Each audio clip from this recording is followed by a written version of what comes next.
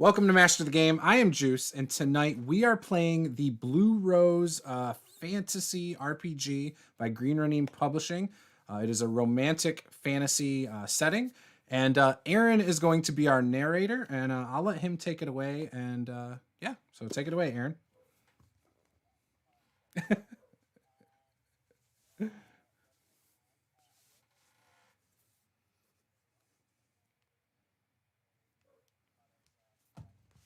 Mm-hmm.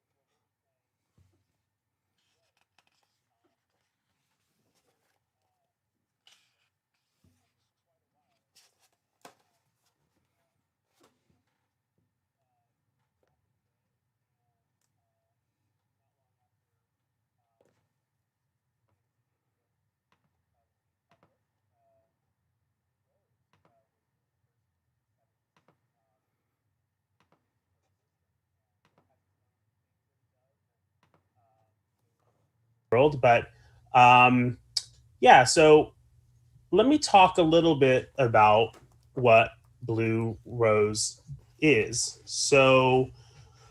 Blue Rose is based on a family of fantasy novels and media that um, is a little bit different than what most fantasy RPGs take root from. So your typical fantasy RPG either has its roots in like Tolkien, the sort of big high adventure, end of the world, gathering the fellowship together and going to the mountain and coming back, hero's journey stuff, or the sword and sorcery, Howard, Conan the Barbarian, grit and sand and blood and that kind of thing.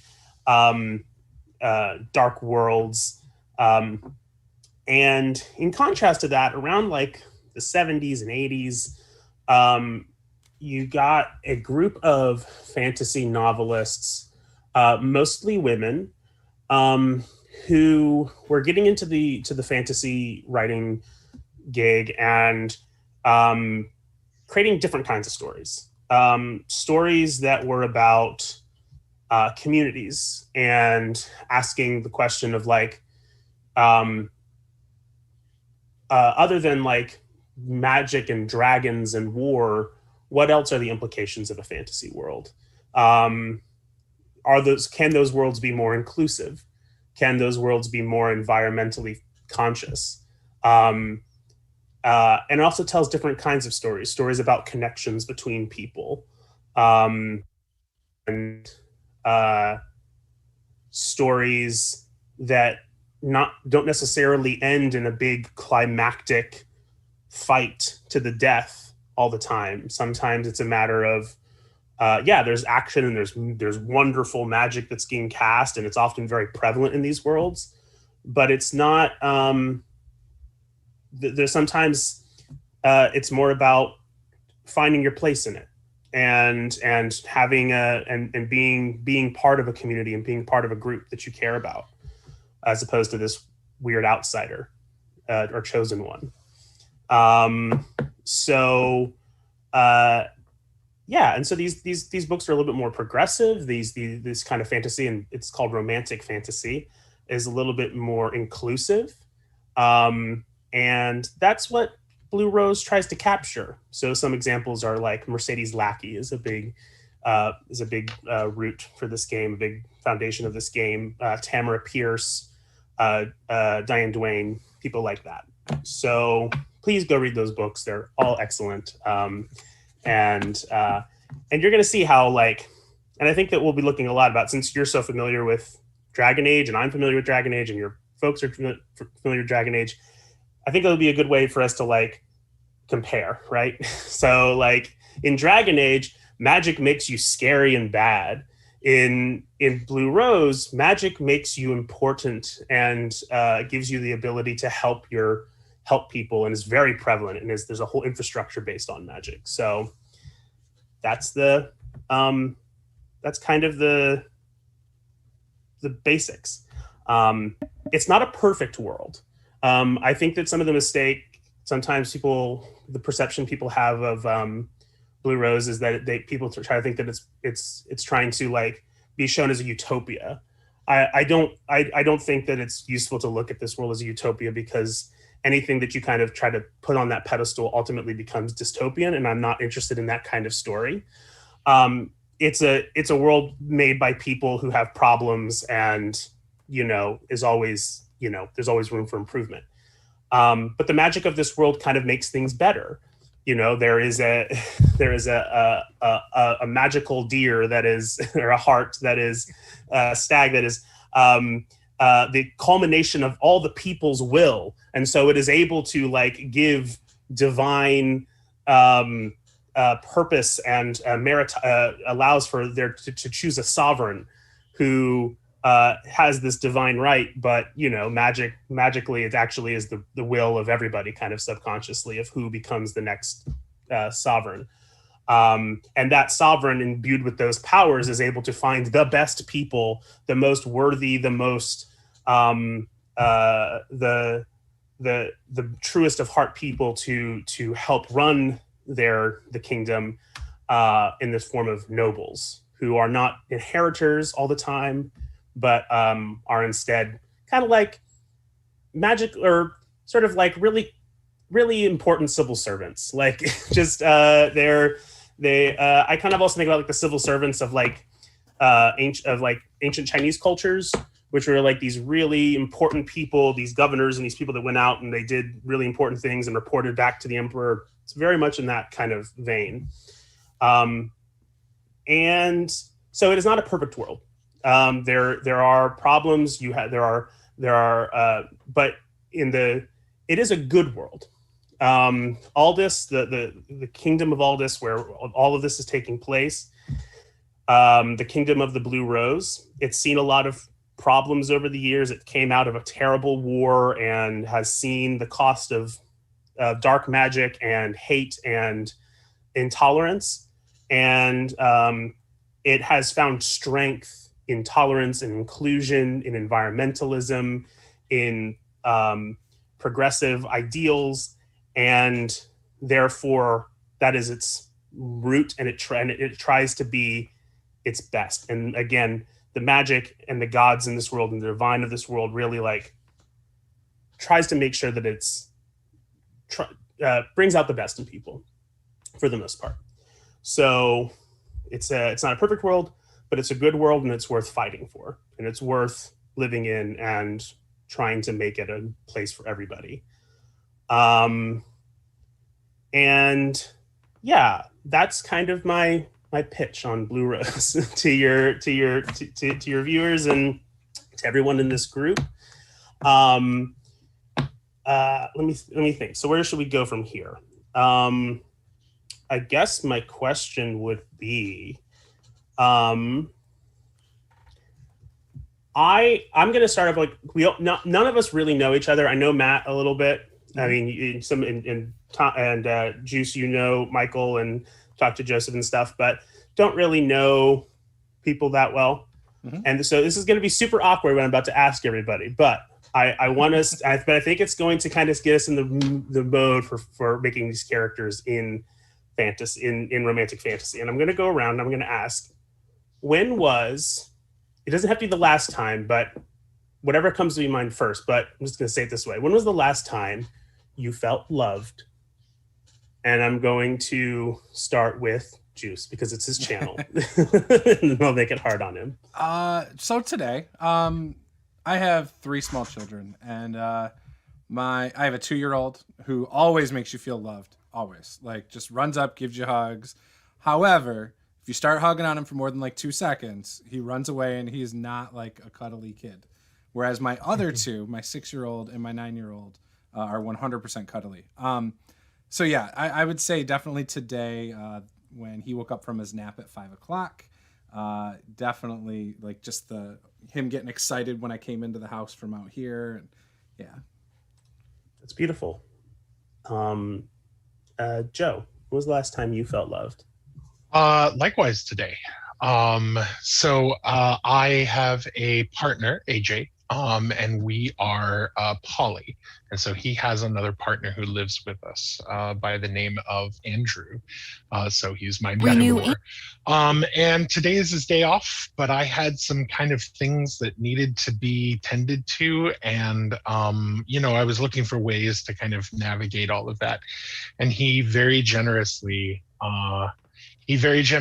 gave over a very solid, significant chunk of his day off, to help run me around. And I have some mobility issues personally, and so he was just on hand, being eternally patient and very loving. And he and I are not romantically involved, but we are family.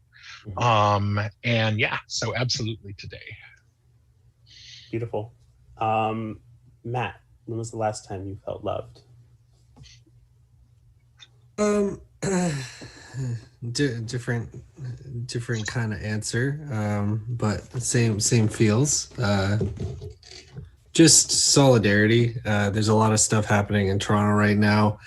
I come from an industry. I've worked in food and beverage for a decade, so we're in a spot, and there's been a lot of turn it on, turn it off going on, and as everyone has dealt with everywhere around the world, and just people reaching out and going, like every time there's some politics on TV with the newest update, just my friends who are in the same position just reaching out to each other and just going, like making a dark joke about it, or just like laughing through the pain.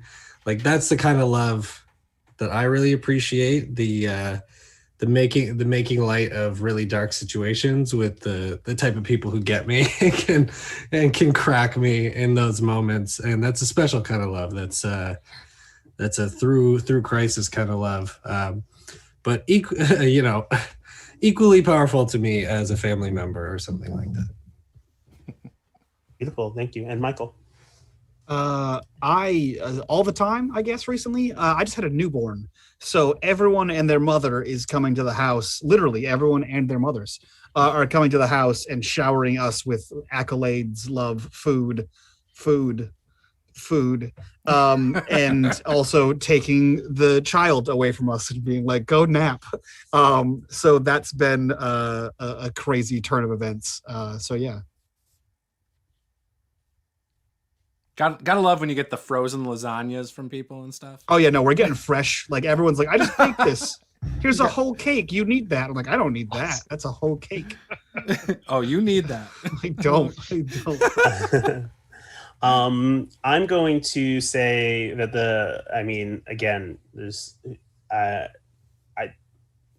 significant amount of love that I felt recently was last night. I've been running a D&D game for some of my closest friends for like 5 years, since 2016, like right before, 2016. And we've been playing that off and on for a long time. We took a bit of a break and we started back up again with a new arc of that game. And just like going back into it after a break and still it working, and like the love that was in that Zoom call of when you're with a role-playing group that you've been with for a long time, that sometimes that I do believe that things like role-playing games or performances or even the work that we do together can be acts of love. And I think that there was a lot of love in that.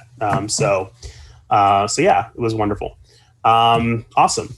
So, I'm so happy to hear that from all of you. And I feel like I got to know a little bit more about each of you from that. And I'm hoping that my goal is that we hang on to that feeling of how we make each other feel and how we affect each other in our lives and in our community, because it seems in all those places it took another person to, you know, make us feel loved. It's not something that we found in an object or in you know, in our possessions necessarily. It was in the acts or the presence of other people.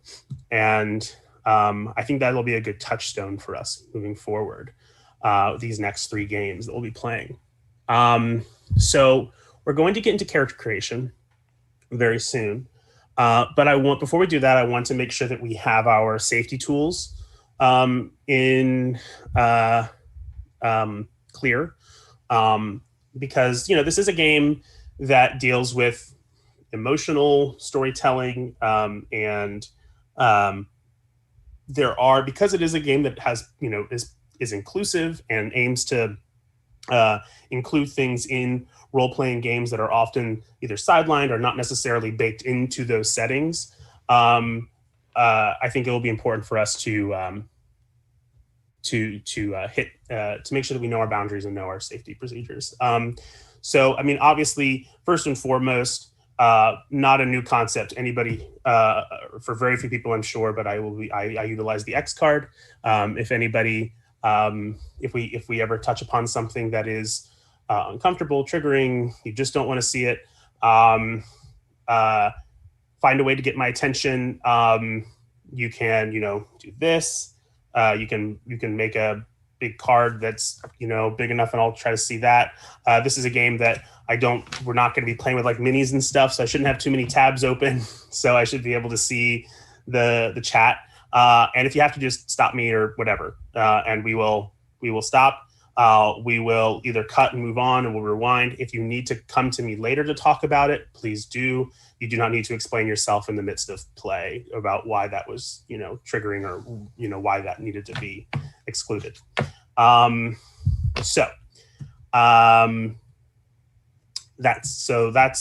we're all clear on the X card and its use. Sweet.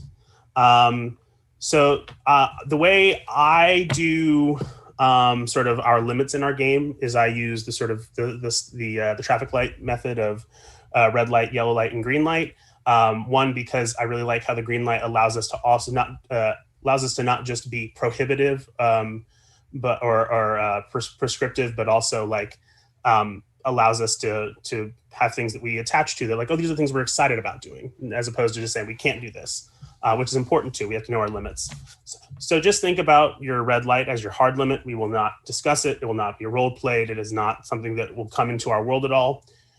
Think of a yellow light as a soft limit. So, for example, so a hard limit for me is going to be sexual violence. I'm not interested in any kind of non-consensual sexual violence. That, you know, no rape, anything like that. A yellow light for me. And this can be upgraded to a red light for anybody, because we have parents here, I understand. But just as an example, a yellow light me would be child harm. I don't want to ever role play or describe a kid getting hurt, but we could say, not that it might come up in this game, but like the building blew up and there were kids and children in there. It happened off screen, or it was in somebody's past. You know, I'm okay with that kind of being around the edges, but not something we really discover. And then green lights are, of course, like these are themes. These are things that we really want, our touchstones, our foundations, our pillars. And so for me, I want a green light for us to be love. I think the concept of love and what it means in a community, amongst a family, a chosen family, a relationship, all the different acts of love, that's going to be a green light for me, is love in all of its forms. So I will make a document of this for everybody and make sure that it's present for everybody so that we all know what it is, and I'll remind ourselves at the top of every session, so it's always clear. So, I mean, I'll leave it pretty open. We don't have to go down the line of red light, yellow light, green light. People can just kind of, I think let's start with the red lights and yellow lights before we get into the themes. So, so go ahead and talk to me. So your red light is perfect. I'm 100% in line with that. I also am when it comes to anything getting to the point in a game where it gets to be like having sex, I'm fade to black. So I'd say red there, but maybe more of a yellow somewhere. You know what I mean? Yeah, maybe a yellow. Like we know that Yeah. they're in the tent having sex, but we don't need to talk about what's happening. Exactly. Yep. Right. Cool.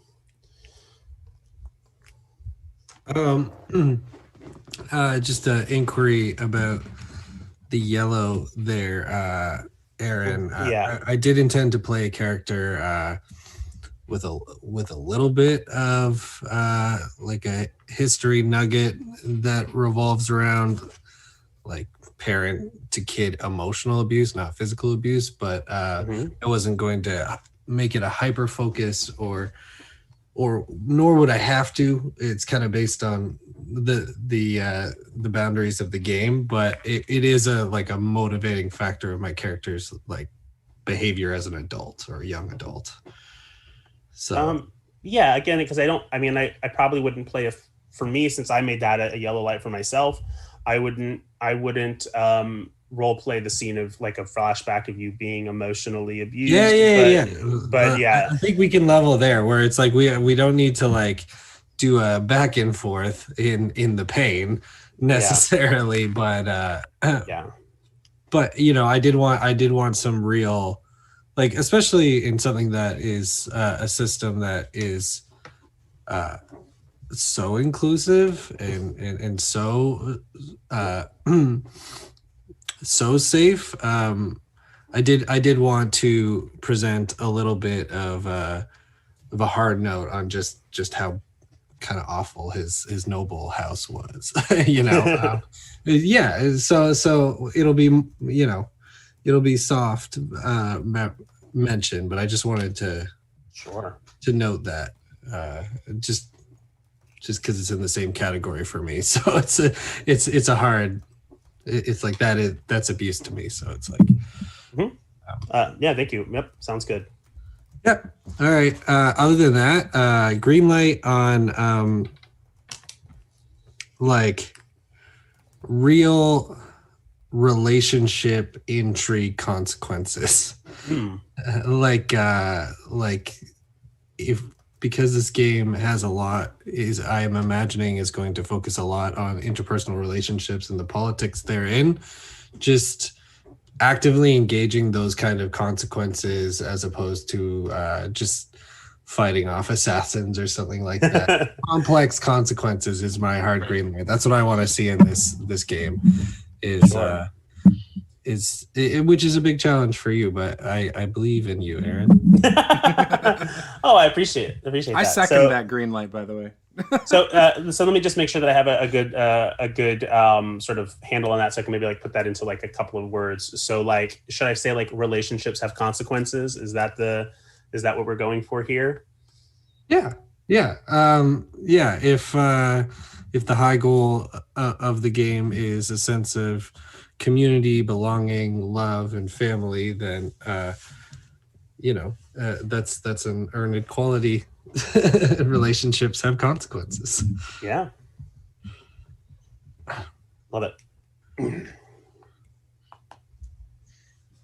I will add to that green light if I could. Oh, please. I'm here for some political bullshit.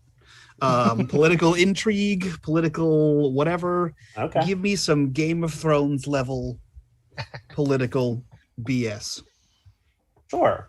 Yeah, definitely Blue Rose. I don't know if Blue Rose operates at the same tone as Game of Thrones, but we can. But there's I mean the whole it's a very political game. Cool. Yeah. Cool.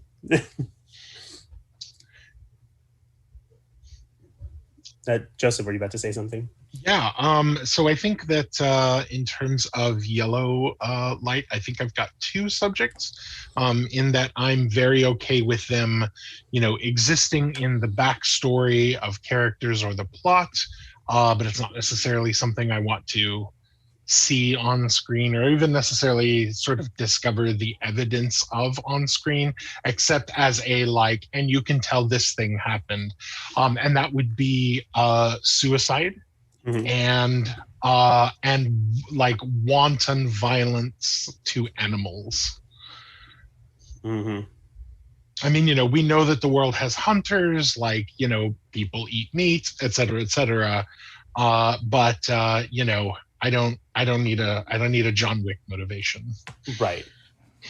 No, I get it. And it's so easy to have a John Wick motivation in Blue Rose. Yes, it is. Yes, when you can play a sentient dog.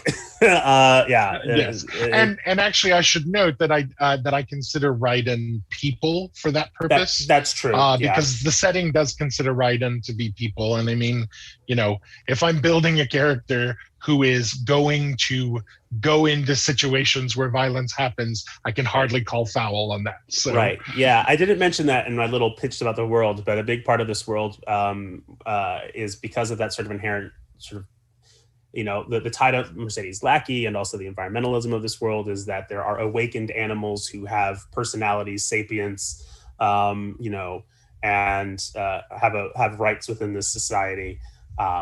And they're very interesting. They play a very important part of the world. So expect to see some of that. I'm also going to add to Yellow Light torture. I don't think that this is going to be a game where everybody tortures anybody. But you know, if somebody again had in their background was tortured by some, you know, lich or something, all right. But I'm not interested in seeing people torture people for information. Anything else? And if things come up, they come up. I'll always feel like this is not a contract in which you didn't say it. It's a living, breathing document. Our safety protocols. So you can always let me know the moment it happens, right before it happens, you know, before a game, and we'll add to these as they come up. Okay. Sounds good. Awesome. So, if there are no other safety things or any green lights, things that people want to see.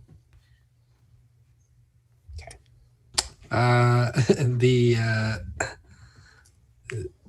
Anything that is creative turn on speaking animals having to do things with regular people. Oh, so you want to really lean into the Raiden. The Raiden have different stuff going on. There's so many interesting angles for these people. Sure, we're going to lean in on Raiden, and we're also. I think that also because of some of the things I've heard some of the characters say, I'm going to lean in on environmentalism because it sounds like that was interesting to some people. Yeah, I think environmentalism is something that I would like to explore with my character too, because he did like studies abroad, so he's been influenced by the plights. Sweet. Okay. So with all that said, making good progress here. Let's dive into character creation. People have been talking, just so the chat knows, we've been talking off screen about some concepts. Some people have shared some things that they're interested in. So people might have some ideas. I'm just going to go through, also a little bit about me. I've loved this game for a long time. I don't get to play it enough. And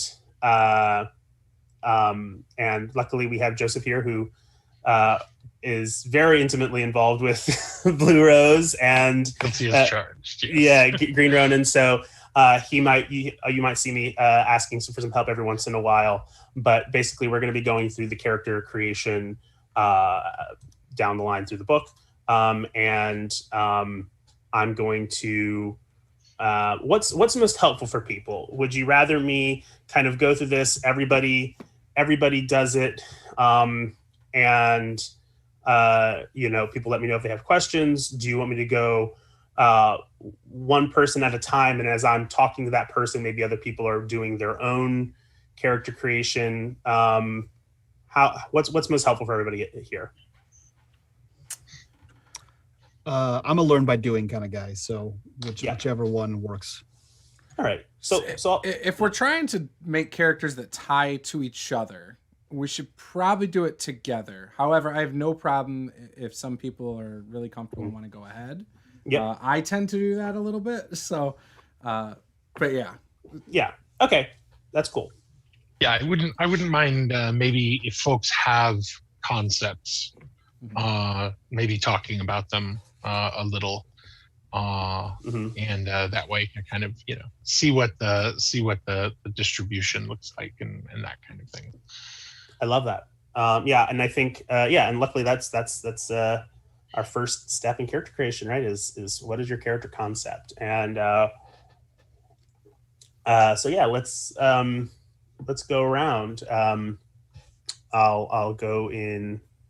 I'll start with Juce again. Okay. Juce, what was your general character concept, you think? So originally, I had said someone who loves animals, some sort of nature power, so probably an adept. However, I did see Joseph was interested in playing an adept as well. And for his personality, he tolerates people, but really prefers the company of animals and being in the wild. So really, he could be a warrior that has like interest in like having a pet or even a friend that is a ride-in that reminds him of an old pet or something like that. Sounds really interesting to me. He's really interested in the wilds. So anytime he can get out into nature, signed on to the academy or group, possibly to try and fit in more with society, was my idea there. And yeah. And he wants the world to be a better place and is willing to lay his life down to protect those he cares about. Slow to trust. But once he does, he is very loyal. The way to get him to trust is by being open and vulnerable with him. And that's kind of his thing. Okay. Awesome. Not a lot mechanically there, though.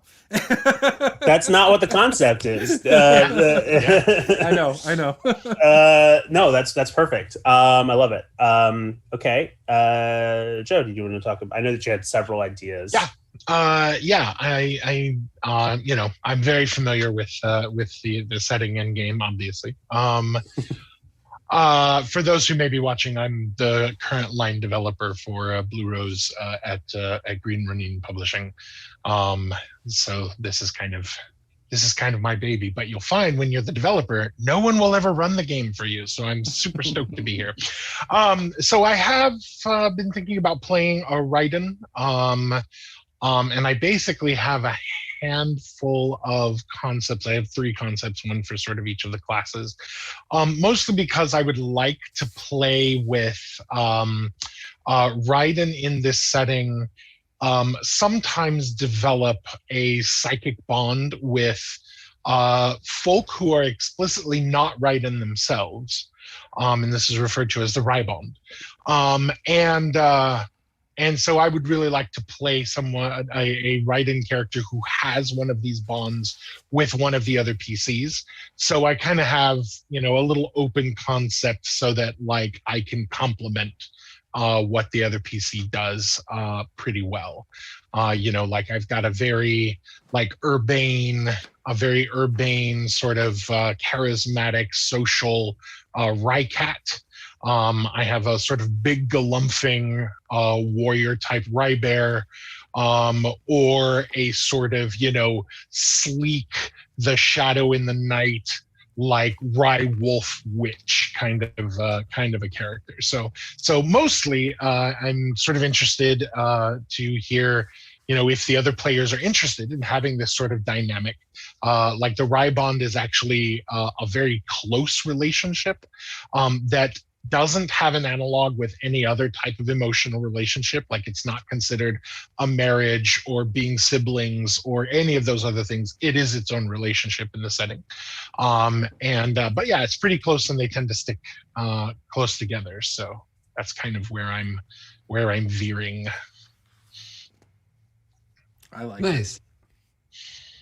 Really cool. Matt, what are you thinking?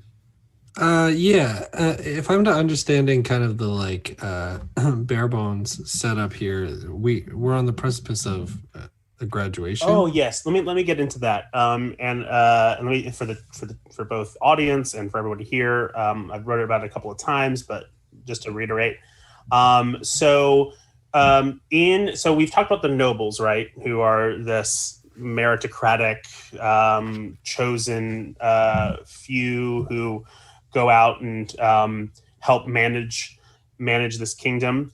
Um, in that vein, there is a sort of a core of people known as the Sovereign's Finest, who are specialized. They all have different talents, different abilities. They have a pretty wide range of jobs. I believe, if I'm correct, they have sort of an order of allegiance, which is to like the people, to the country, and then to the queen. And so they go out representing the sovereign, and they do everything from like ranging to spying to defense, and you are all. I don't know if this is 100% with the lore, but I kind of imagined it that you were sort of in a collegiate track that kind of like leads into the Sovereign's Finest. So you're all pretty well studied. You're pretty urbane. You've come from the capital city. You've at least lived there for like 4 years or so, and you're in your basically senior year, and you're a part of a special track, which you get paired with this traveling noble, one who doesn't sit in one place but goes from community to community in a region, and you are to basically spend your last like semester essentially in this community, helping, basically getting like a practicum, an internship, if you will, and to see like, do you know what it takes to actually help people outside of your little bubble in the city. And so yeah, that'll clarify. So yeah, go ahead, Matt. Yeah. So given that, I'm playing a character. I already had the name for the character, which was Sidero Sonata. So Sid for short. Yeah. So Sid, he's a bit of an ephemeral type, like kind of a matchstick of a human being. Submissive to his own ego and escapism, but this escapist character is a monster he conjured up to survive, like a troubled youth at home and that sort of thing. But it's now so lived in that this character kind of defines who he is. So the Sidero Sonata showing up to the game really does fancy himself to be this mythic, roaming spirit, heroic character, like untethered to the worldly affairs of frowning aristocrats. And this is kind of what I envisioned I'd be playing for this game is kind of Sidero's track back home, like that weird phenomenon that happens when someone with like this massive wanderlust falls in love with a return to home or finds a new community where they came from, like to their own surprise. And that's kind of the game I wanted to play with him. I also wrote down the only force known to pull Sidero's head out of his ass is the glow of the majesty their self. I forget the context of gender there, if there is one. But he says, this majesty is a distant star to Sidero. He's forever captivated by this person, but in an unrealistic way, like traveling in this constellation of paths, always leading back to her or them or whoever. But impossibly out of reach, a romantic idea, kind of a toxic idea, but it's what brings him back. In essentially my idea was because the roamers already exist within the context of Blue Rose, he ran away to join the Roamers, and I wanted a twist of his like first arc introduction to the other characters to be returning on time for the certification into the Sovereign's Finest, like somehow within the rules. Like this is a loophole that was planned. Like he could even though he has not participated in any of this goodwill helping of the societies around all this, he sweeps back in essentially to graduate anyway. So probably as kind of like not a bad guy, but you know, like it's like oh the rival to character Red or character Blue, you know, just kind of like oh this dick, he's been gone and hasn't even been studying with us, and just flies in to graduate essentially. He swans on in. Yeah, that's kind of who I wanted to start with, and just kind of work that personality back, all the bloat from becoming a quote unquote worldly person. I could totally see that character through a TV series. Yes. Developing over the course of an 8-episode arc or something. Yeah, that's great. What a very well defined character. But like trappings in all this is my fun bit, because it's like I've been reading about it all day, but I really want to hear what's going on. Yeah. So when you said that there was one part I was a little bit confused about earlier about the majesty element. What was that about? I was just gonna say he has a special relationship to the sovereign in question. Oh, so the sovereign in question is Queen Jalen. Who is a queen. The sovereign is sort of the overall title. It's gender neutral, and there are no inheritors. It's just somebody who is picked by the golden stag who shows up and picks you out of a crowd.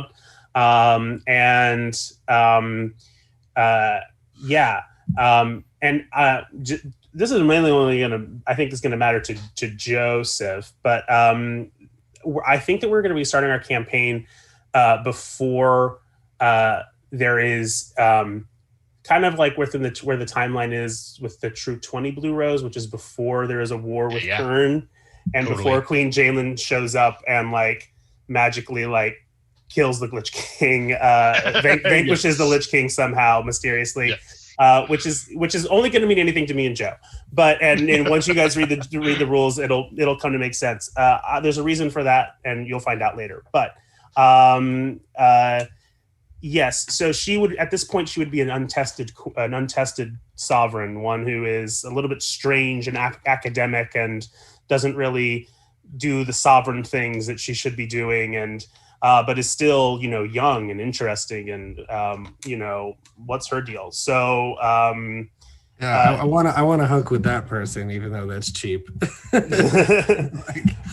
The idea of her, I mean, that's perfect for somebody who wants to be the Sovereign's Finest. So will we meet her? Probably not. I don't know. We'll see. But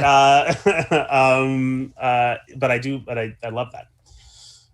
All right, and Michael. Oh, sorry.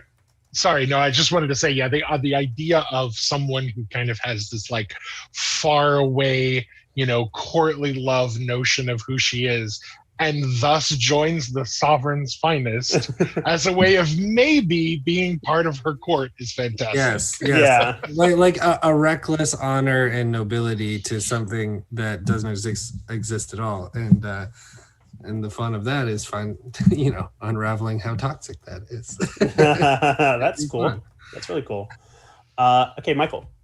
Yeah, so if you recall earlier in this session 0, I mentioned the newborn.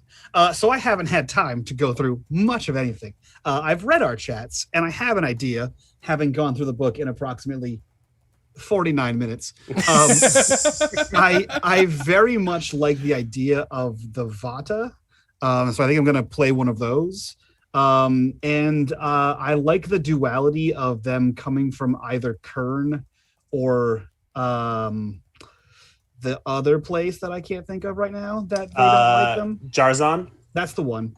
I think I'm leaning towards that one, only because I like the duality, and it also seems less complicated for a campaign of this length. Mm-hmm. So you still get to play with a little bit of that. So I think I'm going to go with a Jarzani Vata'an, who is using magic outside the rule of the religious force there, and so I think maybe his parents were of some influence and were able to like abscond him to Aldous to be like, you gotta get out of here before they literally light you on fire. You gotta go. Yeah. So Literally. yeah, before they immolate you, we're gonna send you away. Yeah. So he's like, Witsec nobility, right? That's all I got so far, though. Yeah, and so that kind of just introduces two other concepts to our audience here, and that is the idea of Kern and Jarzon. And to me, Kern and Jarzon represent the two main sort of conflicts that Aldous finds itself kind of always dealing with, which is Kern is this sort of classic, in this world, sorcery is a bad word. Sorcery is a type of magic that is dark, that it takes away consent. It takes away it messes with nature in a bad way that's not harmonious. It's often used for harm, and it builds corruption. And it was sort of the foundation of an empire that destroyed an otherwise pretty good thing that was going for this world. And the remnants of that are all in Kern. In our timeline, there is this Lich King up there in the mountains who enslaves people and is generally just like a constant looming threat. Classic fantasy bad guy stuff, right? And then Jarzon represents a little bit more of like the political ideal like conflicts that Aldous kind of has to contend with, which is like Jarzon, in the wake of all of that bad sorcery stuff, decided to move inward, move conservatively, move they found hope in their in one god of the pantheon, and so that which was the god of the hearth, and so they built everything around this very in our world what we consider like the traditional idea of a family and the tradition, and so. And unfortunately, they embraced things that are, these racist ideologies and these anti-magic ideologies and these heteronormative ideologies. And so because they're scared. And a lot of what Jarzon deals with is from a place of fear. But it's also just a nation that's right there. And you constantly have to like live next to these people. So yeah, just for the audience and for all of us, that's Jarzon and Kern. And there's tons of other cultures and countries here as well. But yeah, awesome. So a sort of refugee Jarzoni Vata'an. Yeah. And I'll get into what the Vata'an means when we do character creation. Okay. That's cool. Those are the concepts. Does anybody wants to narrow down a concept or think they want to like did that or should we do more character creation? And then, as I know, Joe, you wanted to make did that help you figure out what you wanted to do? Well, honestly, also I just if any of the other players were more or less interested in playing a character with a Rybond. I'm open to knowing it for sure. that. It's definitely interesting to me. If anyone else is interested too, though, cool. It's cool with me. I will also say that I'm looking at the Vata'an stuff, and I am leaning towards a psychic bent. If that is, appetizing to psychic animal folk. Okay. Well, we're going to have part of character creation is forming relationships. We're going to use the relationship rules for our character creation here. So maybe we can hone that in as we go forward, and we'll just take care of the mechanical stuff right now. And okay. So also, Juce, let me know if I ever need to take a break. I'll let you be the master of timing and stream stuff because I will just keep moving. So honestly, if anyone needs to use the bathroom or whatever, they can either depending on what's going on, they could step away for a second. Sure. Or they could type it in our Zoom chat, and we can all see it, and we'll know that way too. Sweet. I do have a break slide, so it's real simple. Okay, cool. Yeah, you just let me know. Yep. All right. So that's cool. Now let's do some more of the character creation stuff, and I'm just going to go through this. And if everybody has, it was shared in the chat in our Facebook chat. There is, and I'm sure people have found, or you have the Roll20 version up, or you've printed it. But if you can get yourself your character sheet, and I will go through character creation a step at a time. So that we're going. So we've already done. We come up with our concepts. We all have pretty strong, pretty cool concepts here.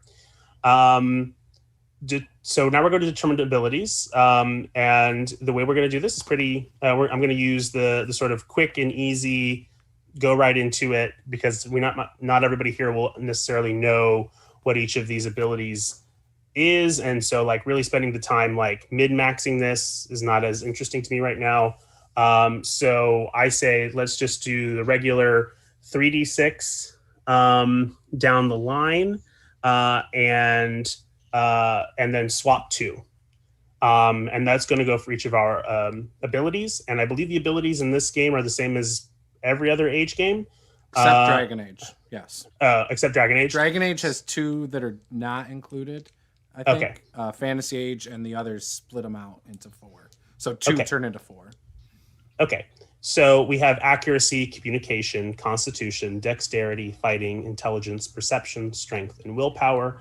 I feel like we're all pretty practiced role players here, so those should all be pretty apparent. And when everybody is done with that, just let me know. And just roll our stats and roll stats 3d6. Okay. Yeah, I would say the way I'll know when you're done is just let me know what you've switched, so I can maybe that'll give me the best insight as to like what you're thinking about your character and why you made that choice. Okay. I will definitely not be like looking at your character sheets during our games. Probably that's not my style. I got a 16. I'm happy. 10, 12.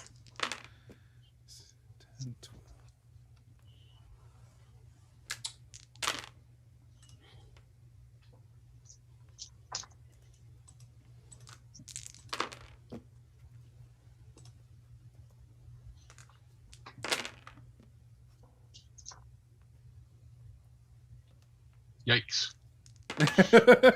That's not good. Oh, treacherous polyhedrals.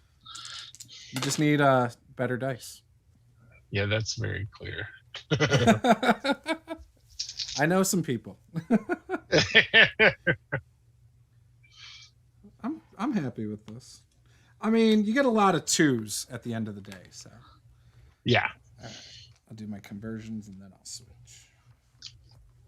I will say, as you're thinking about characters and things like that, you in this game, at some point, we will all get to level up during this game, and you can expect to reach one of the I forget what it's called. These are the archetypes. Not the archetypes. The specializations. The specializations, like the sort of prestige classes of this game.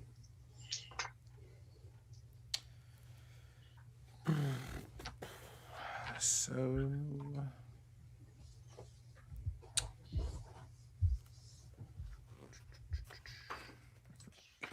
All right. Well, so I have a list of stats, but I'm not sure which ones I'm going to trade out yet. Right. Same here. Is there? There's got to be a page in here. Isn't there a page that tells you what actual skills fall under which stats specifically? There is, yes. Yeah. You can find it starting on page 67. 67. Thank you very much. Right, and so I mean, I'm just going to. I'm sure that people have watched Juice's Dragon Age streams, but the way that the abilities work in here is that you're always rolling your 3d6, you're adding your ability, and if there is an applicable focus, which is sort of like a skill or a sort of specialization of your ability, you add that as well. So, for example, somebody hands me a mysterious glass of wine at the table. I'm not sure if it's been poisoned or drugged. You might say, well, I'd like to find out if it is. And I would say, well, okay, then you're going to use your perception most likely. And then you say, well, I have really good scent. So, I'd be able to sniff out the poison. So we would add the smell on top of that. Yeah. Oh, something too, if you guys are watching at home and you're getting into this, the GM's kits come with some really nice, helpful cards. Mm-hmm. So that's actually what I'm looking at with all my skills right now. I just realized it after I asked and got an answer. I was like, I'll just use this for Fantasy Age. Yes, yeah, wonderful. Yeah, there's great materials and aids that come with this game, and the narrator's kit and stuff like that. Aaron, when you say you want to know what we swapped out, what are you referring to? So you're going to roll 3d6 down the line, and then you choose 2 abilities to swap. So if you want. Gotcha. Mm-hmm. Okay. All right. I swapped fighting to willpower. Okay. And strength to intelligence. Cool.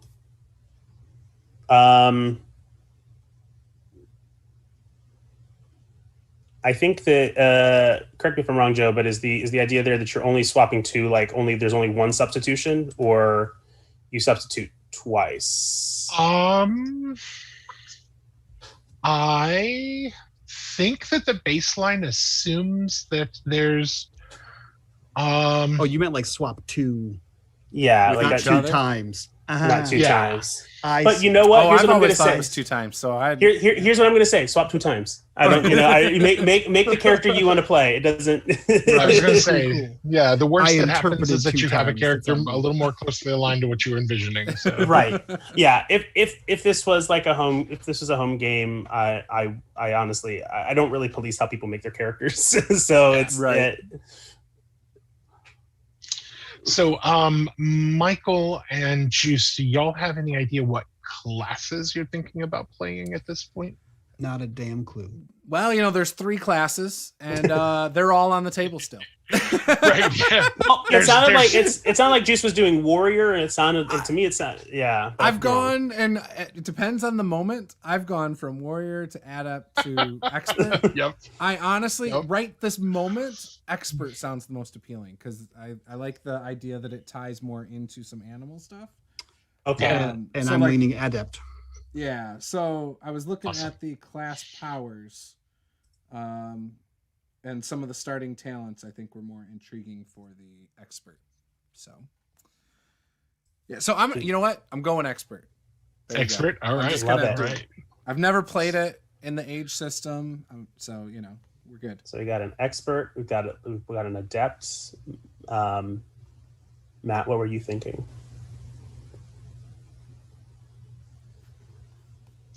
I'm still mulling on it a little bit. I got my stats set up. Okay. So, go ahead. So you got your. Does everybody have their stats set up? I know that Joe, you're probably waiting to figure out who you're bonding to like make that determination, right? Yeah. Well, I think pretty much everyone's here is down to have a rye bond. I think. Yeah, I think it's at this point it's it's your choice, really. I think everybody's pretty much down. All right, awesome. Michael, what would you think about once your character was brought into Aldea, depending on what age they were, having had someone who, on some level, sort of took you under their wing to teach you about all things Alden. Joseph, you know, it sounds someone a lot like who's you're proposing to be my animal spirit guide. basically, yeah, I'm 100% down. I am your inner beast. Yep. I mean, Listen, there is nothing more romantic fantasy than a person running away from home because of their magical ability and finding It's the true. animal who understands their magic and teaches them about the that ways is of some the world. tells straight them up that they're Disney shit, and special. I'm here for Right. it. Yeah. No, yeah, That is listen, one that step. is- It's like Mer- you're either that or a princess. I talked So, I talked about Mercedes Lackey earlier. Mercedes Lackey writes 5 books a year about that. Basically, you know, Sure. just she writes so many books. Yeah, you either get an animal companion or you're a Disney princess, and I'll take the animal companion. Sweet. So okay, Or so, both if you're, you know, in Aladdin or something. That's true. Yeah. Jasmine has both. So that being said, Joe, you will be right bound to I believe an adapt. So if that helps. Okay, excellent.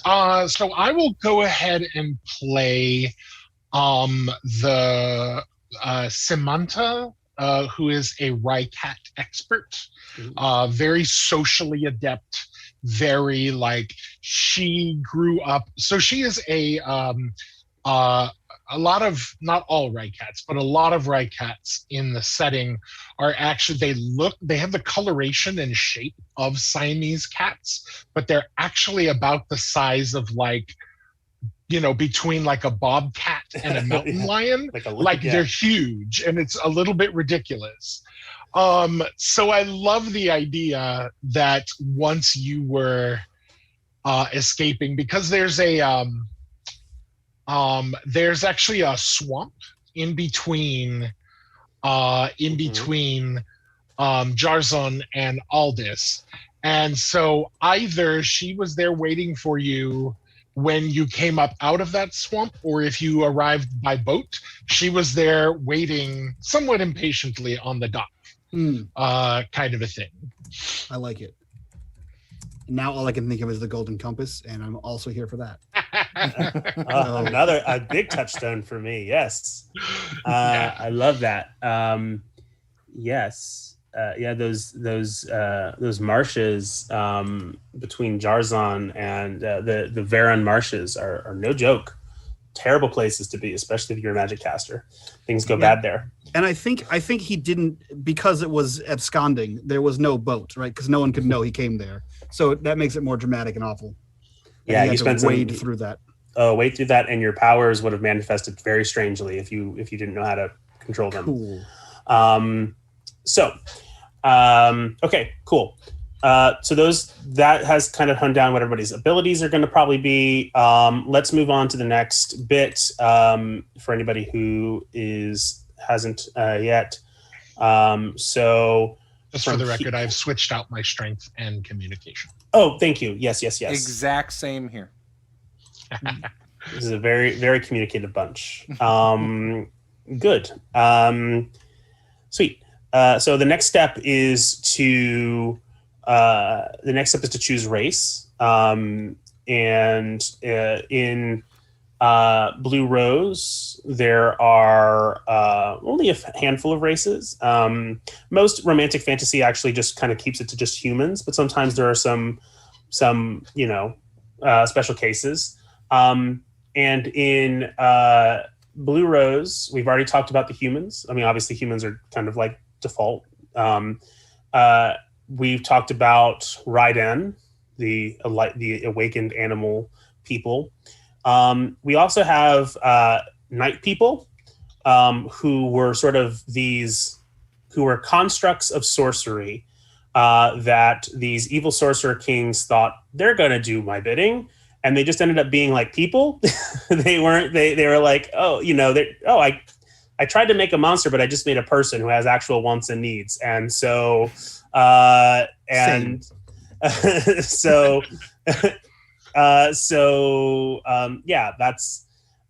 they are part of society. In certain sections of society, they might be treated with some trepidation, especially amongst like Jarzoni, the less enlightened people of this world. But they're just people who live their lives day to day. They have their closest, thing that we can like, our touchstone for that would be like an orc or a half orc. They've got those same kind of features, similar features. they're a little sensitive to the light. We have sea folk. Think of your Atlanteans. They can breathe underwater. They can't be without water or be submerged without. They have to be submerged in water every once in a while, or they have to just drink a lot of water. They're just very, very good at being underwater and doing all that stuff. And these all have complex cultures and things like that I'm not necessarily getting into right now, but there's a lot of great world building in Blue Rose. Buy the book if you're interested and read all of them, because I could sit here and forever talking about all the wonderful things. We have a direct link in the description below. Yes, so please, because it's such cool world building. We have the Vata we've talked about a little bit. One of our characters wants to be Vata. Vata are basically the remnants of what was once a more magical race. So imagine that, like in your regular D&D world, think of your regular sort of fantasy role-playing world, that like there are no elves, there are only half-elves left, and the half-elves are kind of like still have like a little bit more magic than the regular person. Though they look a little bit more alien than the usual person. They have than your everyday human. The Vata'an have white skin, white hair, very pale and strange and but beautiful looking. And then the Vatasha, I believe it is. They are very drow looking. They have the white hair, very blacker than black skin. And they are also, the Vatasha are also have a link to like sorceress experiments that were done on Vata, but are just people. They don't have any, like, they're not evil. They're not inherently evil. They're not inherently good. They're just people. And also face a little bit of pushback because of that. And they are inherently sort of magical, the Vata. All right. So those are our races. Do we have I know we have a Raiden. I know we have a Vata'an. What are Juice and Matt?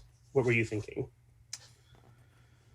I'm kind of boring. I mean, originally human, but Humans now, are great. Yeah, I but love now humans. I'm kind of liking that Vata'an as well. I'm not Okay. magical though. I like how they look, and I like how, like, the description. You know, being a little bit taller and things like that, more slender. I kind of like that. Yeah, they're really cool. There probably is one here on this in this old True 20 Blue Rose. Yeah. It's actually worth noting that both Vata'an and Vatasha, they almost never breed true. They actually appear spontaneously out of human bloodlines. Right. And so every so often a family will be like, oh hell, one of these kids looks like chalk. Now what? Like, yeah, that's true. That's true. Yeah. And in Jarzon, there is this. If you have any of that touch of like if you're Vata Shah, good luck. Just like it's not going to work out. If you're Vata on, you're only and any kind of magically inclined person, your only safety is through religion. Like you have to just be part of like that. I'm gonna stick with human, and I'm gonna have it so my mother is from the Kingdom of the Blue Rose, Aldous. However, maybe she had an affair of some sort with a man from the forest folk, which maybe is like why I'm inherently interested in nature. But I've been raised to not know that. Yeah. So kind of like part of Aldous on the sort of hinterlands and near Kern is the Pavenwald, and it is a massive forest where a lot of Raidan are, and the unicorns like to be, and the griffins and things like that, and rye wolves. And there are forest folk who live their own lives, kind of a little bit separate from the politics of Aldous, but are, I guess they're basically part of Aldous, right, Joe? They are. They are. But that would make a lot of sense that somebody who's like a little bit more, like a mother who's maybe a little bit more urbane or something like that, there might be a little bit of issue, making those two worlds work. So yeah, cool. What about you, Matt?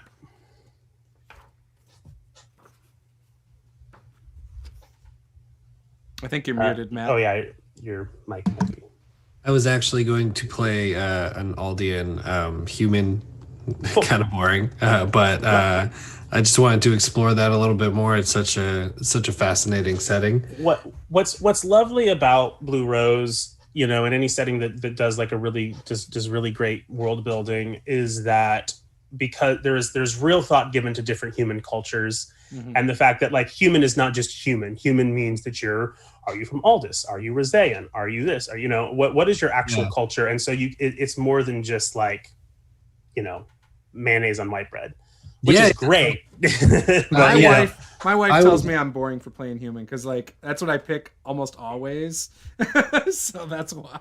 Yeah. I was pretty captivated by Aldis though, and the whole I was reading into it a lot because it was just something that drew me in. So I would love to play a character therein, or at least from there. And yeah, with the background of roamers, just from my time, that just to incorporate their little bonuses there, like the roamer language, for example. So for those of you playing human, mechanically, what that means is that you get to add +1 to an ability of your choice. Right on. Oh, nice. Mm-hmm. And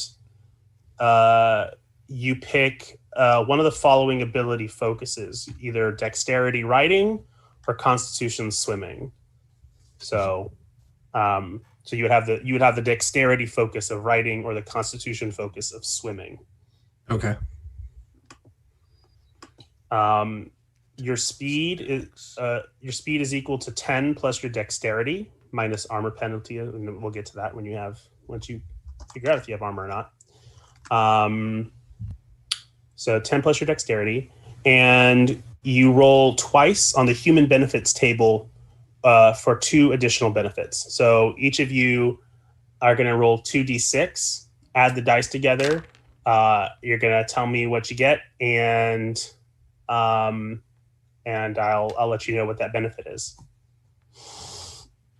So I've already went ahead and did that. I haven't done my second one yet, but my first one was searching. Okay, cool. And the second one I just rolled is 8 for +1 Constitution. That's perfect for you. Searching and Constitution. Yeah, that sounds perfect for this character. I rolled a 2. Okay, on a 2, you get +1 Intelligence. Okay, awesome. I already picked that, so that's a high stat now. Yeah, very smart guy. Is that up to 4 now for you, or a 5? I'm always curious how high people's stats get on this. I haven't converted yet, but I'm up to 17.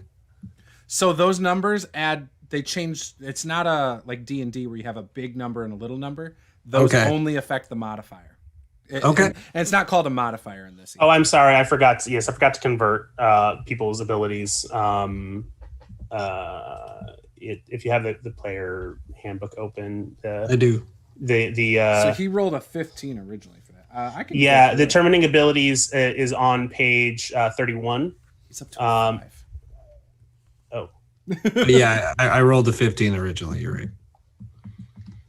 So yeah, 15. So you've already added. And you've added +2 to it, so you're at a 17. So it's still you're still at a 3.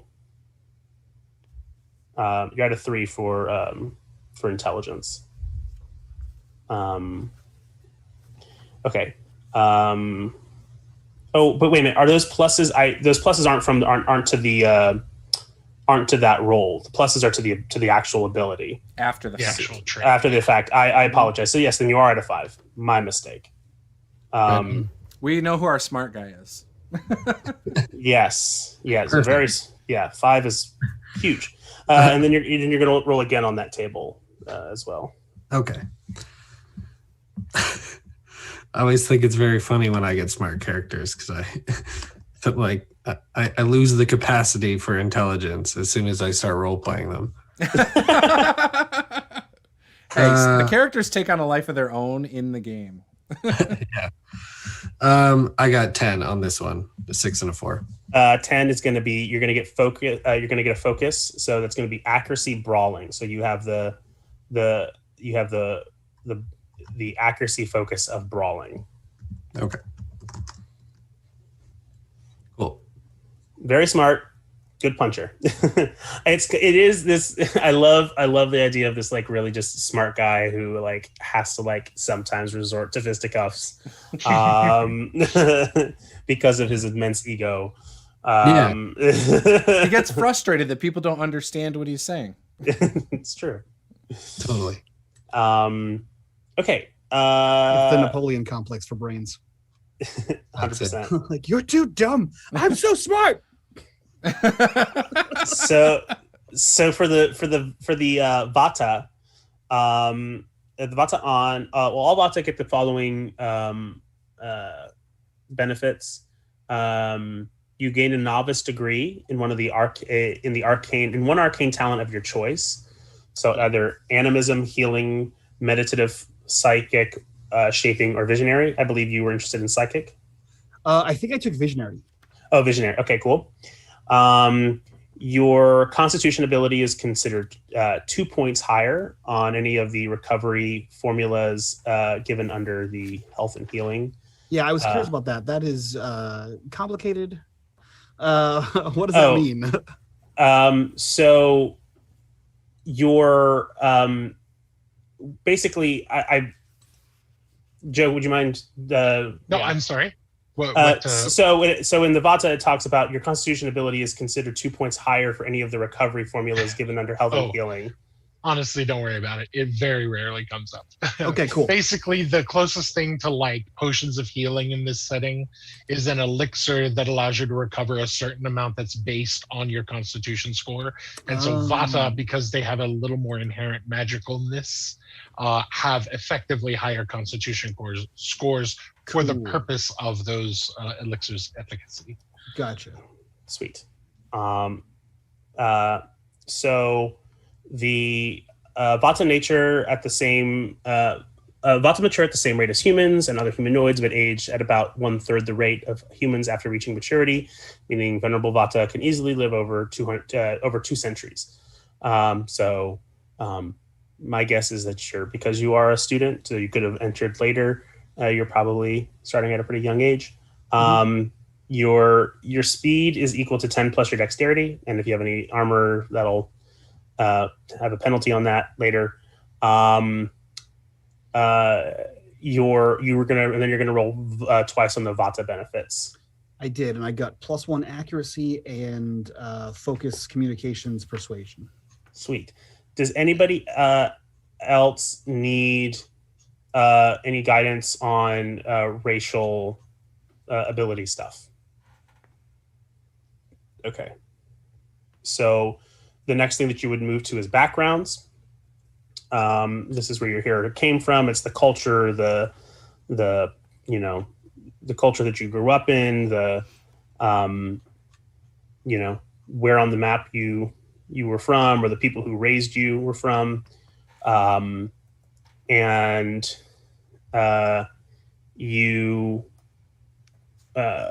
When you choose a background, you gain a focus. And do you only get one focus of the ones listed? Yes, you only get one because it says "or" on there. So you only pick one of those focuses. Gotcha. Yep, you're right. Okay. And you also go by the languages. So basically, your backgrounds are going to hone in your another focus and then language options. Okay. I took persuasion. I'm Alden. Yeah, it seems going to be important for this style of game that we're all interested in playing. Perfect.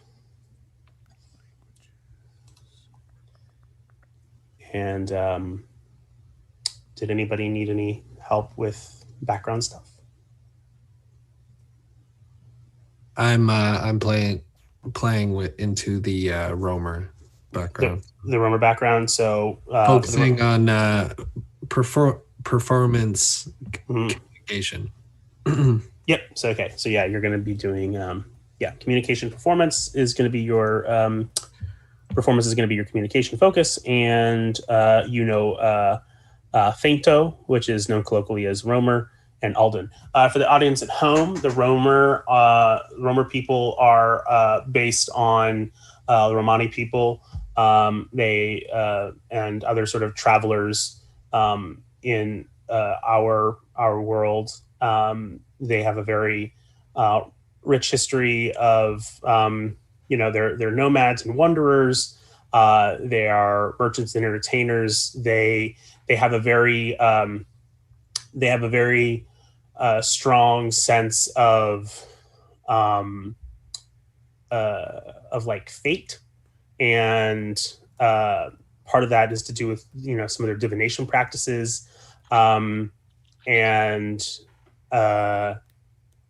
yes, they live in these wagons and kind of make temporary settlements around where they live, and they're very cool. I love them. I know how sorcery is perceived, but would entertainment style magic exist, like as in like a circus magician, like people understanding that it is a show? So yeah, like there are certain arcana or magics that you could still utilize that might give you certain effects. I mean, you could also just be like a straight up just street magician, illusionist. Yeah, well, I'm leading into that being what his role in the Roamers was, as like how he contributed to like them taking him in, essentially. Yeah, my guess is that any of the arcana, I would say that actually the arcana that is presented that is like non-sorcery is probably is going to be far more helpful for like providing entertaining magical effects than like sorcery, which is going to create a flesh golem or something like I mean, I'm sure sorcery could be used to like enchant people or like bend them to your will in a strange way that might be entertaining, but totally. I just kind of my visualization of it was just based on the concept of he's always he's looking for the bigger show. So maybe that'd be like a temptation towards power. Yeah. I mean, like, listen, if you look through the sorcery option, we're about to get to class, but like if you are somebody that's going to be dealing with magic and you're looking I looked at adept at first. Yeah. So, there's nothing they give the options to do sorcery. It's just a matter of like, there are people who are beginning to like study sorcery a little bit more in this world. The problem is that it has inherent corrupting abilities, and it's kind of this push your luck with like, Yeah. I like that because it like the corruption angle lines up with the fact that he's looking for some gratification through like really raising the stakes all the time and bringing it to different areas of the world, and that's a big theme in a lot of romantic fantasy is the mage or adept who is like has like a really serious personal goal and turns to some not so ethical magic in order to get it, and has a real crisis of conscience because of it. I can do that. I can play the addict thing. There's a little bit of addiction parables to that. I kind of, the way that I kind of perceive the magic in this world, and like a great way to like explain it sort of pop culturally, is like anybody who's watched the Dragon Prince or that the way that magic is kind of perceived there is like the magic that the elves do is very nice, and it's it comes directly from nature, and it's very harmonious. And the only way humans have been able to do magic is because they, kill a bug, they destroy something in order to make it, and it's purple and black, so it's evil. So right. I think like to some degree though, I do want to also be like, Hercule from Dragon Ball, like around real magic, just petrified and overwhelmed. You know what I mean? Just like people in this world who are actually involved in real crazy stuff. Yeah. As opposed to like a showmanship type thing. Anyway, I'll noodle on that more. Sweet. As you noodle, I don't think anybody else needs any help with backgrounds. This is where we choose our class. There's only 3 of them, so there's plenty of opportunity to really specialize within each one. You literally get a specialization later. I would say that if you're not 100% sure as to what your class is going to be, maybe look at those specializations, see what their prerequisites are, and maybe stat towards that, or choose towards that. There are things like bards and spies and assassins and shadow dancers and all kinds of cool stuff. So and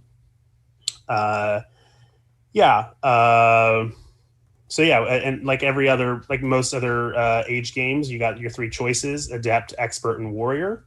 Your adept is your mage, wizard, magic casty class.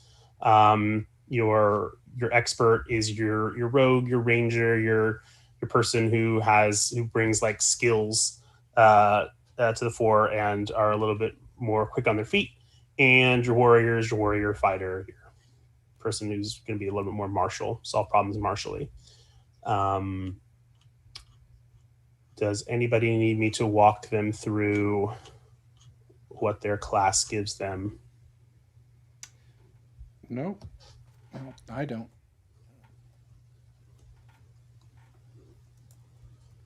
All right. Maybe just for the sake of it, in case someone watching and new to Blue Rose, I'm looking at the first chain of the adept class, like for my character. So at level 1, you get the following class powers as an adept. Your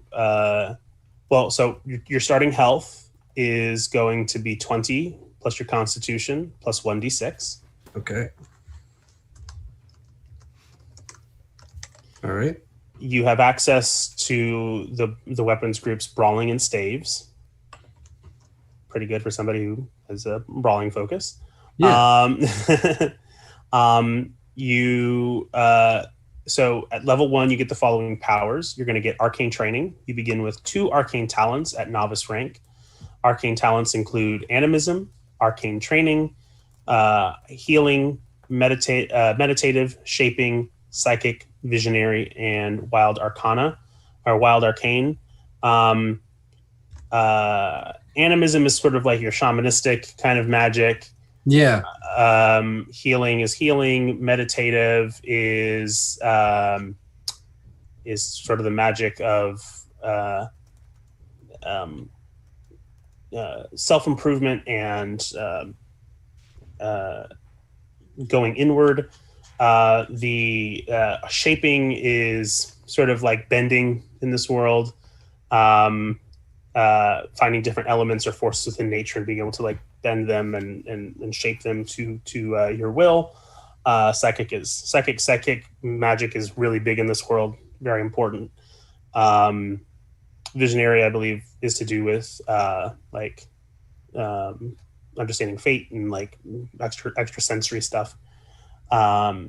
And Wild Arcane, Joe, I'm not as familiar with Wild Arcane. Did you? So each of the other categories is like a discipline. Like there's a bunch of different effects under those. Yeah. And so you get to choose a specific effect that's associated with it, plus Psychic Shield and Second Sight. Mm-hmm. And then as you buy more, you can like purchase some more of those that are in that discipline. Wild Arcane just sort of lets you choose kind of a random assortment of them. I think it's like you gain 3 actual arcana, but they're not always under your control. Okay. So you're kind of like a wild talent. There's not a lot of like, you haven't really studied these abilities. They just kind of happen sometimes, and it's not always under your control.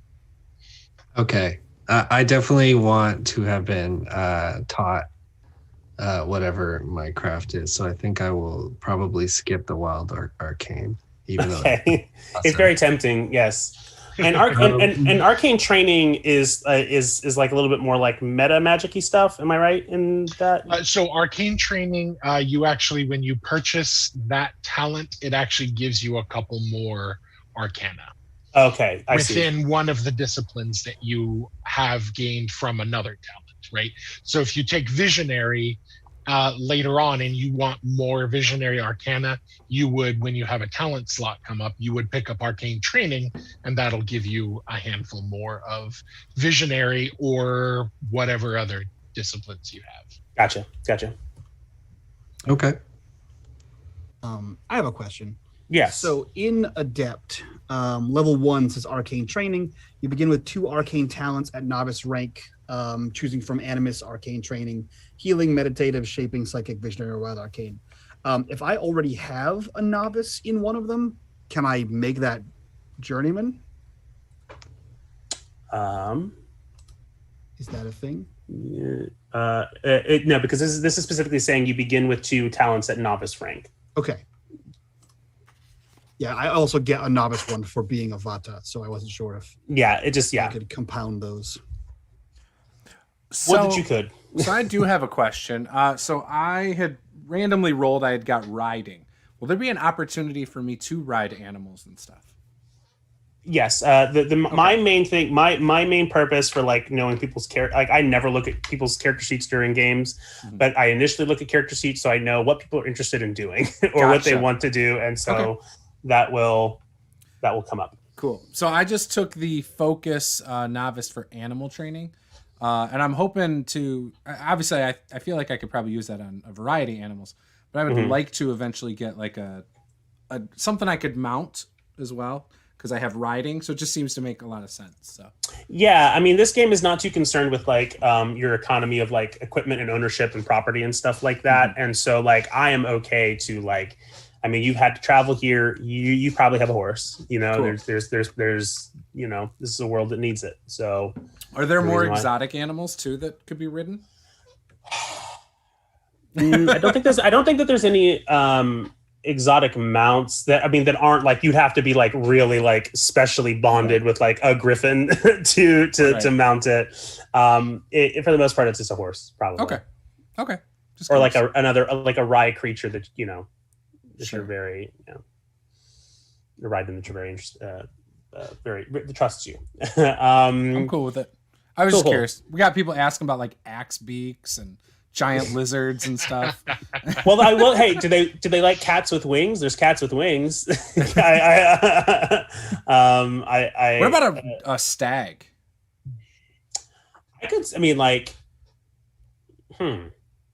Like a giant elk or something. There's some, yeah. I mean, like especially someone in the chat said that, but I would rather that than a horse if I could. Yeah, I think that what's interesting about that though is that like so it brings in the question of your character of like did they spend more time with the forest folk, or did they spend more time with their more like urban mother? Because like if you spent more time with your father, or if you spent any time with your father, I could see that being the case, because you would you have come from a city before this. But if we want to, you're right. Let's go with the horse. I can listen. That makes more sense for the character. I'm going to write green light. Juice riding a stag, and I love it. I'll start on a horse, but yes, I would like to eventually get a stag. Yeah, it might not show up at the first session. That's fine. But I promise you, it'll happen. We can build up to it. I'm cool with it. Just constantly making perception checks for stag. Could I amend that and also add on a green light of an anime style character animal bonding scene with the stag? Oh, with the stag. Oh, so we want like a rye stag situation that. No, just like a full on like anime scene of him, like the light shines down in the green forest. Right, it's very dramatic. the whole deal. Just assume that anything that I'm going to narrate is going to be very dramatic. Perfect. Great. Great. Baked into the system. I'm here for it. Yeah. Cool. I'm all about the feels. Is there any? Does anybody else? We did the 2 novice talents for arcane training. You also get arcane channeling as an adept. You may use the skillful channeling arcane stunt. So this is age, so there are different stunt lists. Blue Rose has combat stunts, exploration stunts, and role playing stunts, and arcane stunts. And part of skillful channeling is that for 1 stunt point, instead of its usual cost of 2. You get to use the skillful channeling stunt. And when using the powerful channeling arcane stunt, you treat the result as if you've spent +1 stunt point on it. Although you must spend at least 1 stunt point to gain this bonus. Basically, it just means that you're particularly good at using arcane stunts. If there's anybody who doesn't know what stunt points are, in an age game, everything I said is rolled 3d6. You always have 2 that are 1 color and 1 that is an off color, and the one that is off color is your stunt die, or your drama die, or your dragon die, or and if there are ever any doubles from any of these dice, you look to that die to generate stunt points, which can be used for special effects and like cool narrative stuff. And then also as an adept, you have a starting talent. You become a novice in one of the following talents of your choice: linguistics, lore, medicine, or observation. I do have one question. Yeah.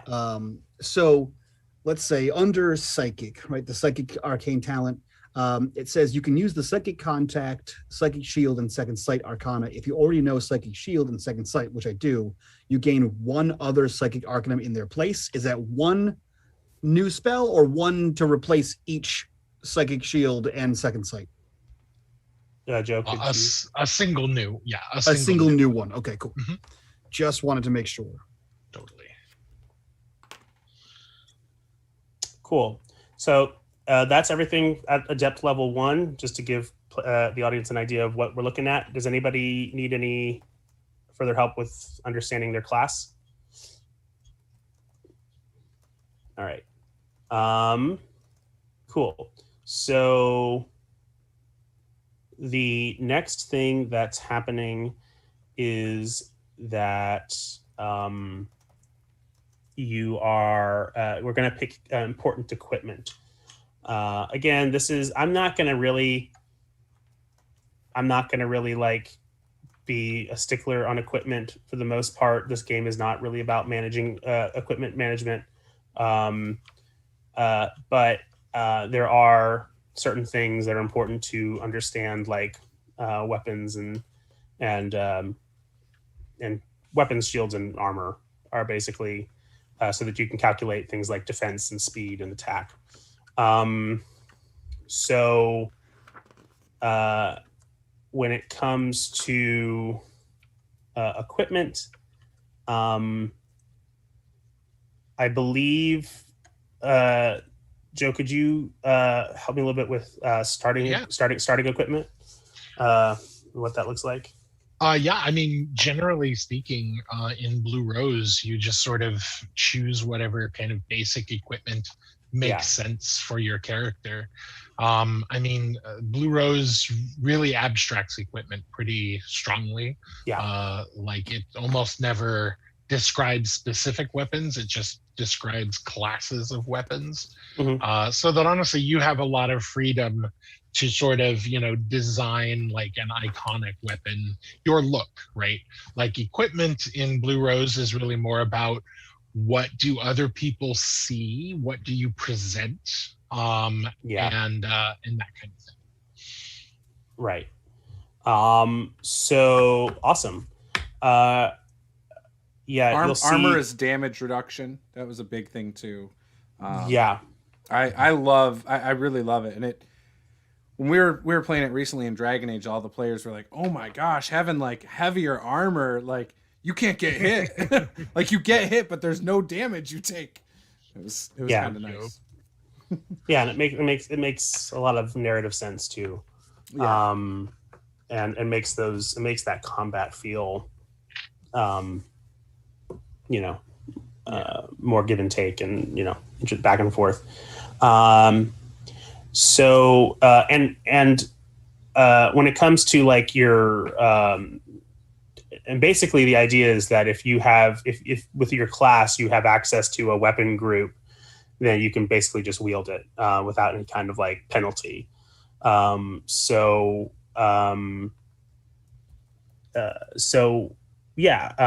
also same thing with armor and things like that. These are the things that you can wield and use them effectively. So on page 52, there's a list of weapons. They tend to be broken down into different categories with like different sort of like tags. A standard axe, a throwing axe, a two-handed axe, things like that. And next to each is a damage value, and then if there's any special rule regarding that, that's also of note. So, does anybody need me to help them? Yeah, just so I'm clear. So your attack roll, if you are trained in it, it's just your normal 3d6, correct? Do you add your attribute for accuracy to that? Like, yeah, it would be depending on the weapon. Yeah, it depends on the weapon. Yeah. Okay. So that would be accuracy then for a longbow. Exactly. So yeah, you'll see on that 52 thing, it says like, axes are under fighting, or axes are in fighting, bludgeons are under fighting, Right. Okay. Now, do you also add to damage as well? Yes. Yeah. Yes. Okay. Yeah. Weapons other than bows add your strength to whatever you rolled for damage. Bows add your perception instead. Perception. Okay. Yeah, makes a lot of sense, right? Like, as opposed to like, it's like, can I find the part that's really going to hurt you? It's very, very cool. And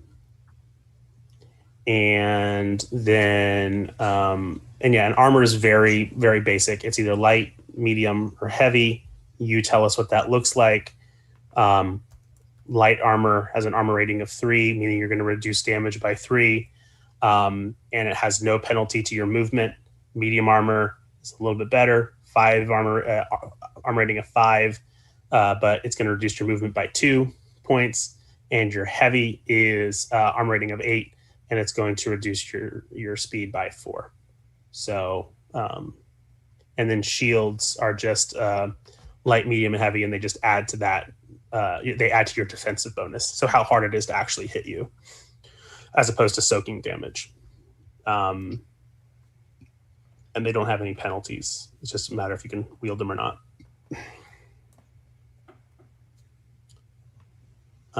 Anybody need any help with weapons or armor? I think we can go around and share what maybe our this particular loadout looks like for any given character. I know that weapons aren't. We might go a whole session without there being any combat. So I'm not too concerned, but it's still, you're still Sovereign's Finest. You're still out in the middle of nowhere. You still have to defend the helpless. Like, you might need it. So what would your character have on them? So my character has like a short sword that is more decorative than anything. I imagine it like it being, real shiny, like not really silver, but it's shiny like it's silver.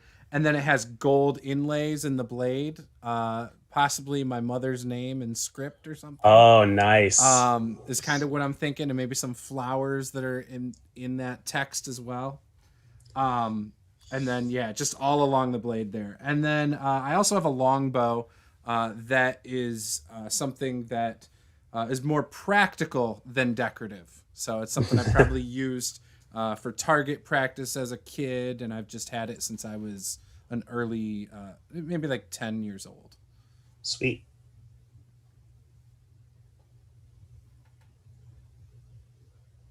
Joe, I imagine you have claws and teeth. Pretty much, yep. Yeah, so she is, she's a great big, sleek, Siamese patterned cat, probably a little smaller than a mountain lion proper, but still an awful lot of cat.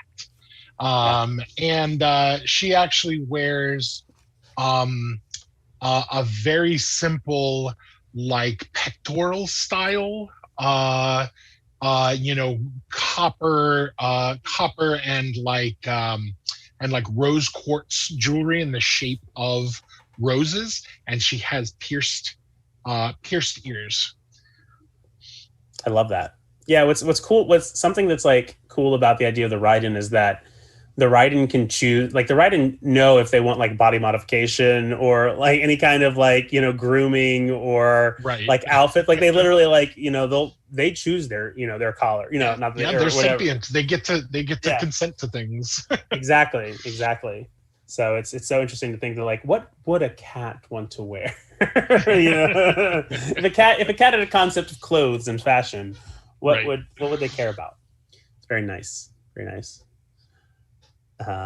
Mike, did you have an idea of like the overall like equipment or like look of your Vata? I don't, and only because I'm currently trying to figure out a million spells that I apparently have. This is the curse of playing a magical race who has magical powers. That's the big reason I usually go away from magic users. You're not wrong. You're not wrong. And I will say to the audience that like something that I think Blue Rose really excels at, and it takes a lot of, and it has the foundation of age, but I think something that, a lot of role-playing games, if it's a spell, things are designated towards like how well it can kill something. And because that's not necessarily going to be your modus operandi in this world, the magic is worded and put in such a way that it has a lot of practical effects as well that can get you out of like, it can help you with exploration and helping people and doing things that aren't just like this does 15 points of damage, but it's that. Yeah. So I was immediately sucked into light shaping, just given like so cool. Like shaping is so cool. So I think I'm gonna go with that for mine for sure. I also like that the concept of magic is not your typical like evocative magic. Like I took meditation as one of mine, and the first spell you get under meditation is body control, which is essentially just like deep breaths. Like the abilities are like go to sleep, like just go have normal sleep, have normal restful sleep. One of them is like speed up recovery. One of them is like don't be afraid of shit. So it's like it's essentially deep breathing. Sleep normally for 8 hours. Yeah, that's I know if I had body control, don't have over for like, everyone. It's great. It's really cool. And magic is not something, and so like sorcery magic, for example, would be something that you'd have to find in a tome and read through and dust the get the dust off of the vellum and find that arcane sigil. The magic here is much more like sympathetic and like internal, and your relationship to it and the world around you, and it's kind of a little bit more how like we think of sorcery in like D&D, which is like this inherent ability that I have, as opposed to this thing that I had to like wrest from the ancient tomes of yore. And it's interesting because sorcery is always corrupting, because it sort of innately draws on a corruptive force that's just called shadow. But when you're in the presence of sort of shadow tainted things, other types of arcana can accidentally be sorcery. Because like all of the magic in this area, has been tainted by shadow. And if you're trying to shape fire or whatever in it, the only magic that's there is this shadow. And so suddenly you find yourself in this precarious position because of it. Yep. Yeah, and there's also things that you do within the world that can also bring on corruption as well, and like ways that you can act that might corrupt your character and invite that shadow in, because you've done a great betrayal, or you've hurt the innocent, or things like that. And there's this really interesting mechanic within Blue Rose about like how you can kind of gain power from that corruption, but the more you mess with it, you can just take yourself out as a character. It's just like it's another way for you to lose control of your character is which I don't know if we'll have time to deal with. Depends on how serious Matt is about dealing with the corruption, the sorcery with his character. But there's so much cool stuff to investigate with this game. And find. And I feel like that kind of corruption too can probably will appropriately coincide with stuff going on in the plot. So 100%. Yeah. So into yeah. So does anybody? Matt, what was your kind of look for your character? I know that you're also an adept, so you're probably looking at a million spells, but like, you staves and brawling, right? So you probably just have your fists and what he can do the fisticuffs, but he does travel with a kind of, I still have to figure out the visualization of it, but a rather fancy staff, like a quarter staff, that is fit for fighting with, and he also has a bit of a half cape that hangs down just below his belt line, kind of like a Lando Calrissian thing going on. Yes. And when he left, when he ran away to join the roamers, and he kind of had short, often cut blonde hair. Strawberry blonde hair and kind of a baby face. And now that he's returned, he has grown like this pencil mustache that is just an attempt to show that he has returned a man. But it's that early mustache, it's thin, but it's proud. And his hair is long and wavy now, and there's a lot of radiance there. But yes, I was going for a stave since I'm trained in it, and just sticking with that, keeping it simple because I'm going to be doing some magic stuff. Yeah, and you don't really have any armor because you're you're an adept, so you're just wearing your regular clothes. So for our adepts and anybody else, am I okay to move on, or do we need? Do you want to? Okay, cool. Okay, so we've done our equipment, and there'll be more time to explore that in game. Calculating defense and speed. So like I said, that only really matters if you've taken armor. Your race gave you your base speed. If you are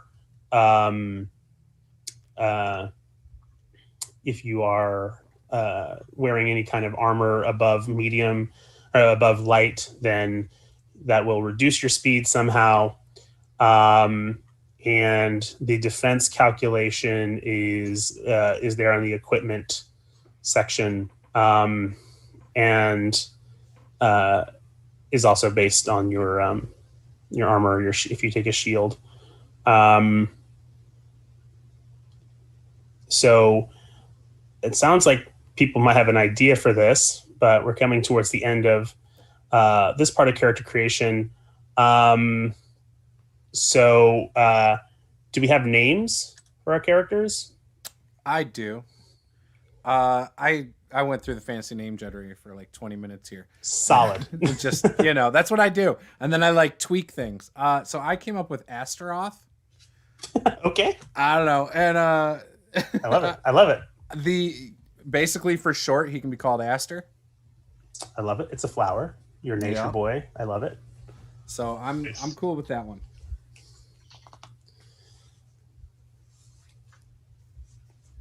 I have a question. Oh, sure. I have an Is answer. there some kind of brawling weapon?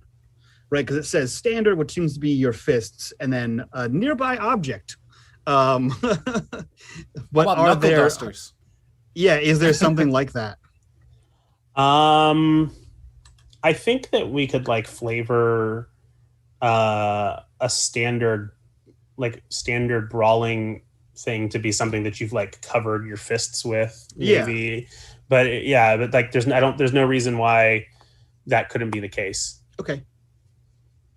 Cool. Yeah, A it's gauntlet. not yeah, like a gauntlet. Exactly. A gauntlet is a standard brawling a cestus, kist, whatever they call it. Yeah.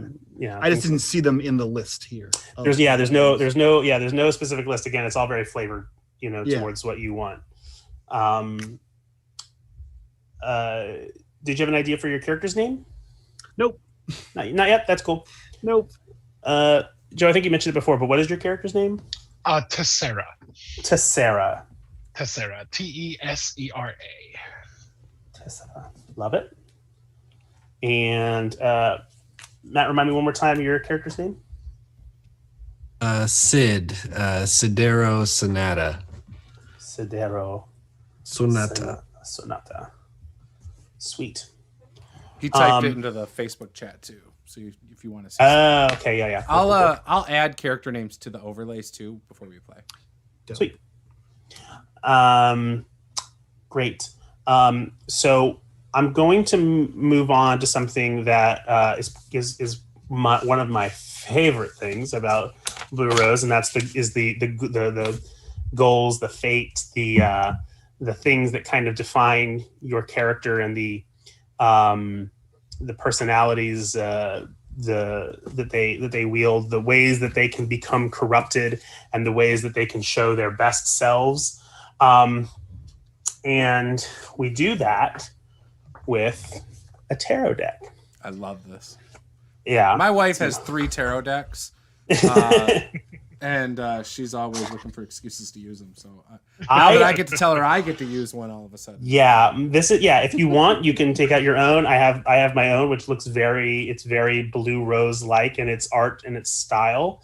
But essentially, the way that this would work is that we're figuring out your character's goals, their personas, their fate, and their destiny, and things like that. The characters.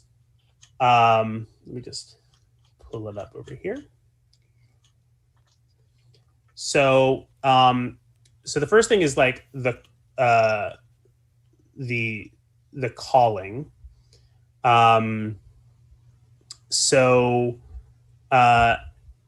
Your calling is going to be based off of I think it'd be fun if we definitely lean into this mechanic with the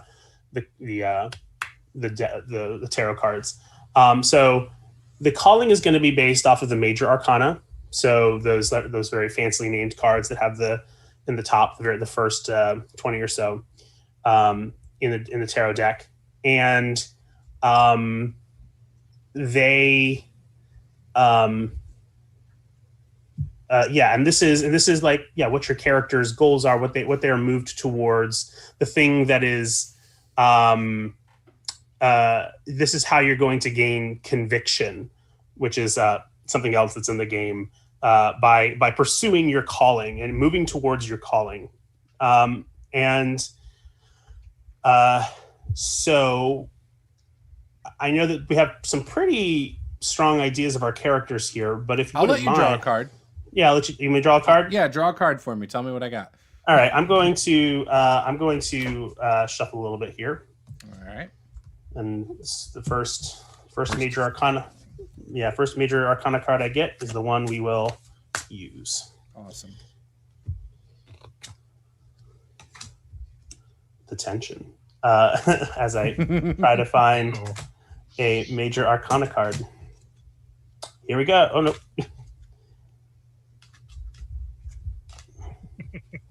Psych, it's a court card. Yeah, it's always just like, oh, wait a minute. Here we go. My favorite. The Hermit. The Hermit. Nice. The Hermit, transmission of knowledge is your calling. Oh, I like that. That's real good. Very good. Anybody else want me to pull for them? Yes, please. Okay, sweet. I'm just going to keep going.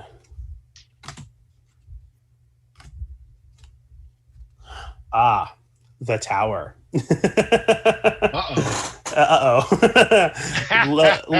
Lowering the lofty. Sorry, Sid.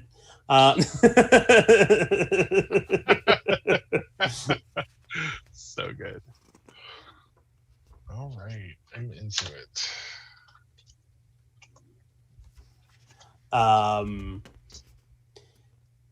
Matt, you're with us. Would you like me to draw for you?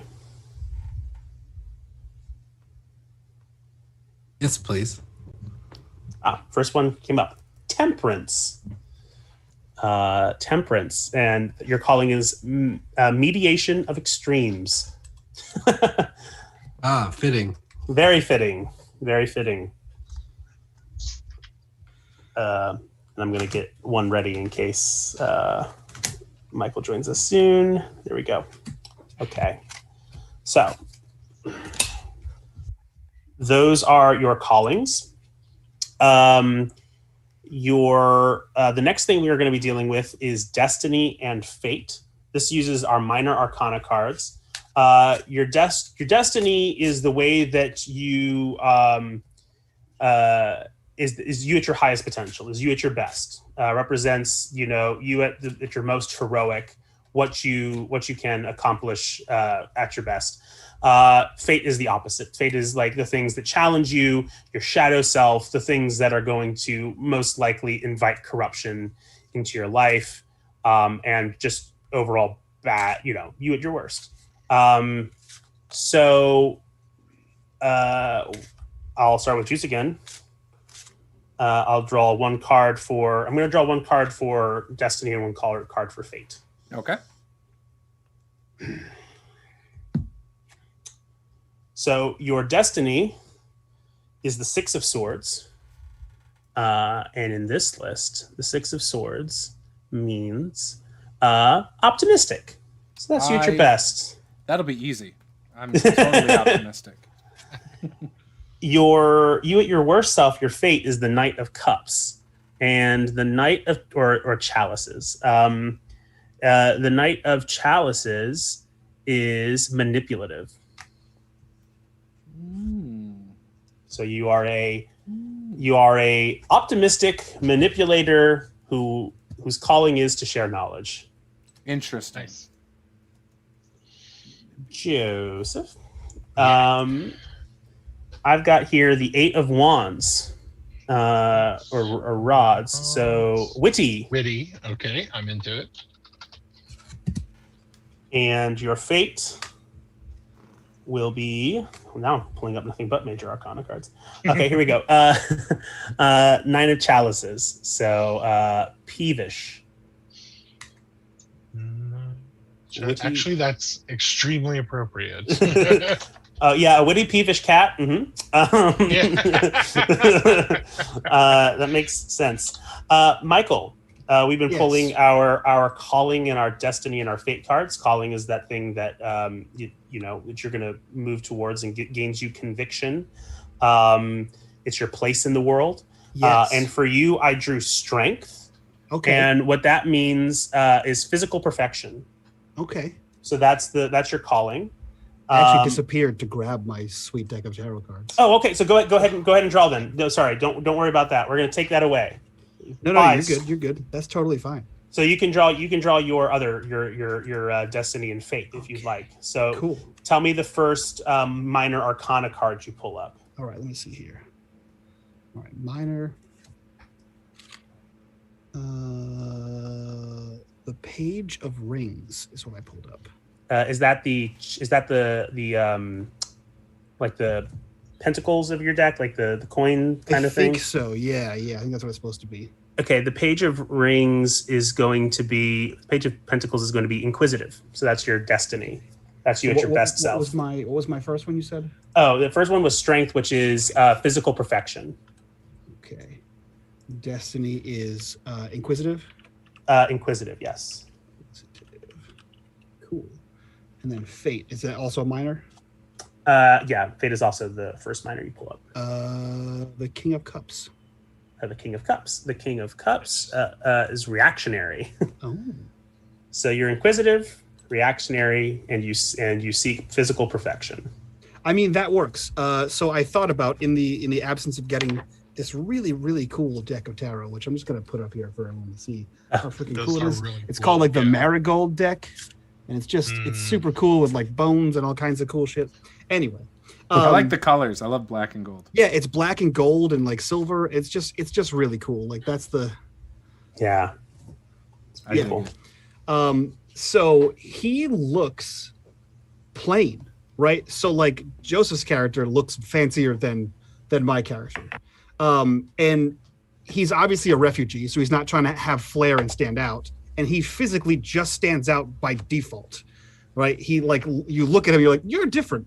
So he's not trying to draw any more attention to himself. So he looks like if you took regular Aldous clothing and like gave it like a +1. So he looks like slightly fancier clothing befitting his station. And the only like weird, unique thing is he has wrist and hand wraps. Gotcha. And no weapons to be seen. Yeah. Very cool. Very cool. And that makes it like, and you're doing that you're doing the meditative arcana as well. Yep. So you're kind of like moving yourself towards, there's this group within this world called the dancers, or and because this world was created out of a dance, the gods we're kind of use the dance to kind of regulate this world and create all of its wonders, and they kind of channel that. So that's something to look into as we progress. Okay. Nice. And then Matt, I have to do your destiny and fate. And your destiny is the Page of Cups, which is expressive. Your destiny, you're at your best when you are expressive, which I think makes sense. And your fate is the Five of Swords, which is cruel. Uh-oh.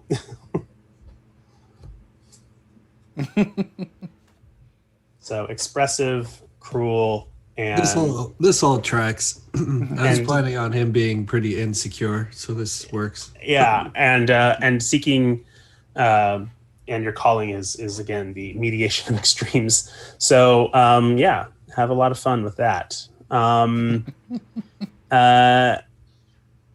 Sure, So- it'll be fine. Yeah, it'll be totally fine. Again, characters are going to gain conviction, which is a sort of currency within this game to affect roles and things like that. That you're going to gain conviction by pursuing your calling in accordance with either your destiny or your fate. So if you're going to mediate an extreme for, let's say, if you find a way to cruelly mediate between two extremes, then which might be easier than being expressive about it, let's say, then that's still a way to gain conviction. Okay. And corruption, that's just another force that can affect you, and either it comes from corrupt places, corrupt magic, or performing corrupting acts. And you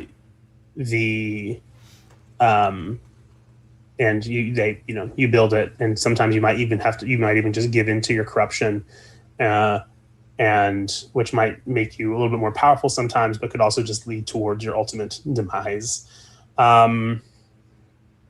Or just you turn into like something terrible. So the last thing that we're going to do, I think, So you also have just so goals, and I would say that every character has a larger goal and a major goal and a minor goal. One that something that they see for as a bigger picture thing for themselves, and something that they want to accomplish very soon, and that's short-term goal and long-term goal. If anybody wants to share those, they may.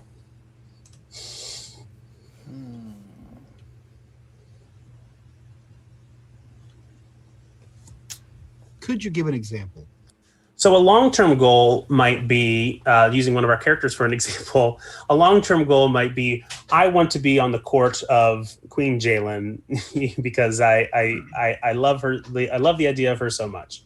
A short-term goal might be, I want to excel at this class or this program so that I get into the Sovereign's fight. So that as maybe it could be part of that long-term goal, or it could be a separate thing as well. So yeah, long-term goal, big picture, short-term goal, something that's going to happen to your character could maybe accomplish soon. Okay.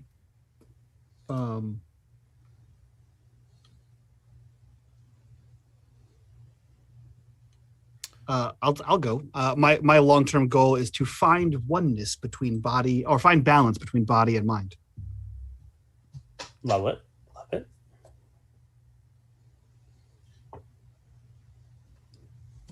It's a very long-term goal. Right. Well, all of his magical his arcane talents are based on mental.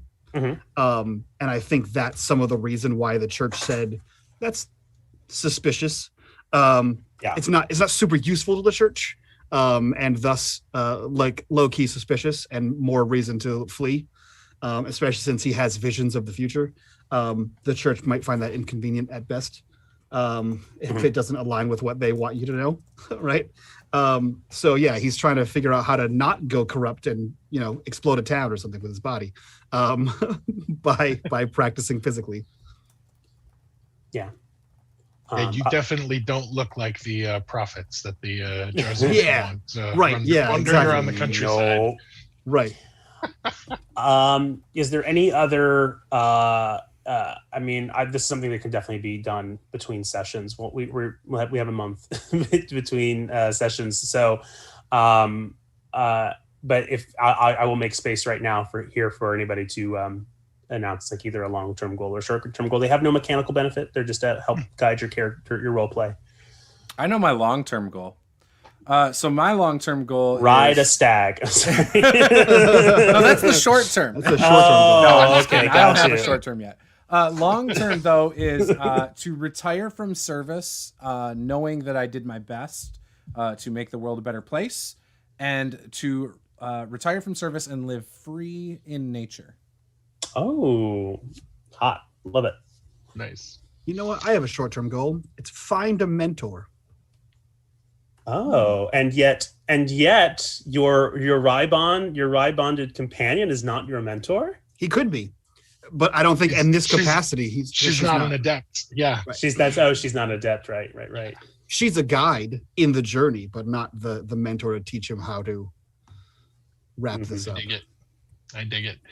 So Tessera has a long-term goal of eventually one day serving on the Ryden Council, which is sort of like it's basically the government council that is one of the sovereign's councils, and is kind of made up of like elder, really wise Ryden who speak for Ryden, and when it comes to like bureaucratic or governmental issues. So it's definitely like she sees herself sitting on that council one day. Her immediate, her short-term goal is, Michael. Do you have a character name yet? No, I'm working on Okay, it. no, it's all good. It's all good. It's just if you did, I wanted to start using it. Her short-term goal is to get Michael's character to loosen up a little and find some joy and pleasure, because if you escaped Jarzon and came to Aldis, surely you've got to be looking to enjoy yourself, at least on some level.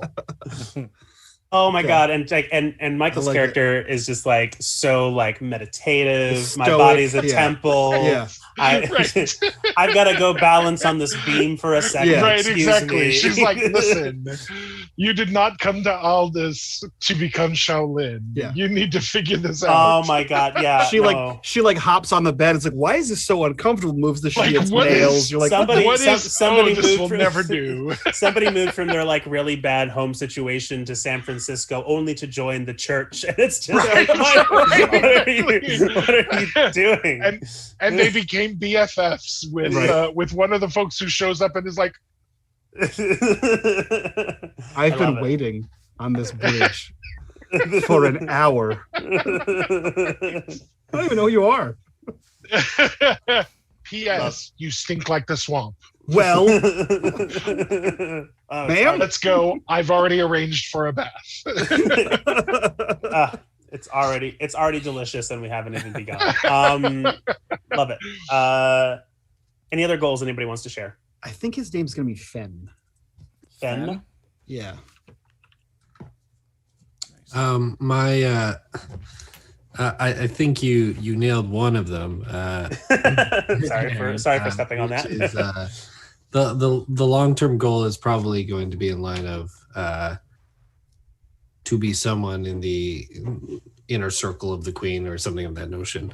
Like very lofty political goal regarding the queen, but small-term goal to live a life worth the queen's attention.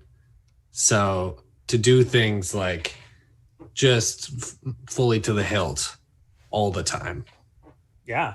So these like the shows are like the magician stuff getting bigger and bigger is just an example, but just like going to outrageous romantic heights at an increasing addictive quality of life situation. But yeah.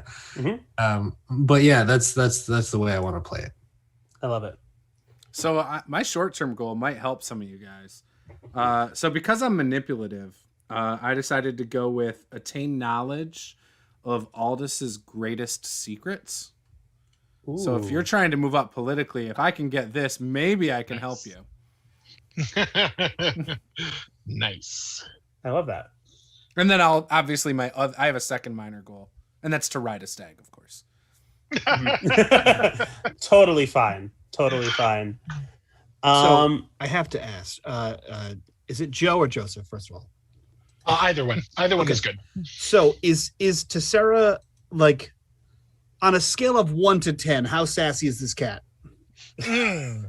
Yeah, just sassy enough to not get herself into a lot of trouble. Okay. So a 12. But so 12. right, yeah. I mean, it depends. So if this is not being too forward, my character came here as a refugee with no name because that's an identifying thing, and because he walked through a bog, Tessera named him Fen as another word for peat bog. Yeah, and he just totally went with it. Yeah, I love it. Let's go, Fen. He added a second N to it and called it his name. Right. Perfect. Here we go. So this kind of brings us to our this is going to bring us to our last little bit here of character creation, and that is relationships. And relationships are sort of an optional rule within Blue Rose, but I think it's going to be very important for this game.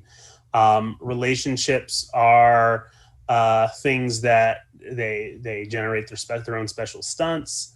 They are different intensities and have certain mechanical effects. But I'm really more interested in how it relates to the sort of characters and the role playing with these intensities. And so the suggested starting relationships are that you have one relationship at an intensity of 2, and you have another relationship at an intensity of 1. My little addition to this is, and the way that you would write a relationship or its intensity is there's definitely a spot for it on the character sheet, but you would write a statement essentially about that character. For example, the example given here is one of the examples given here is Marok is my oldest friend, even if he's different than I remember. And then there's like a parentheses and then 2. So what my little addition is going to be to this is that I would like, because all of you are going to have known each other, my guess is that if you've shown up recently, Sid, that you showed up at the school at some point, but towards the end of everybody else's studies. And you've all known each other academically within that academic setting. So you all have some history with each other. I would like everybody to choose. So one is at 2 and one is at 1. It doesn't matter which one it is, but one relationship to be internal amongst the group and one relationship to be outward towards something. And this is a way for you to add somebody that's in our community, or maybe you can define a little bit about who your like professor is. Because the idea is that you're going to have like an NPC. An NPC, you're going to define an NPC that's important to you. I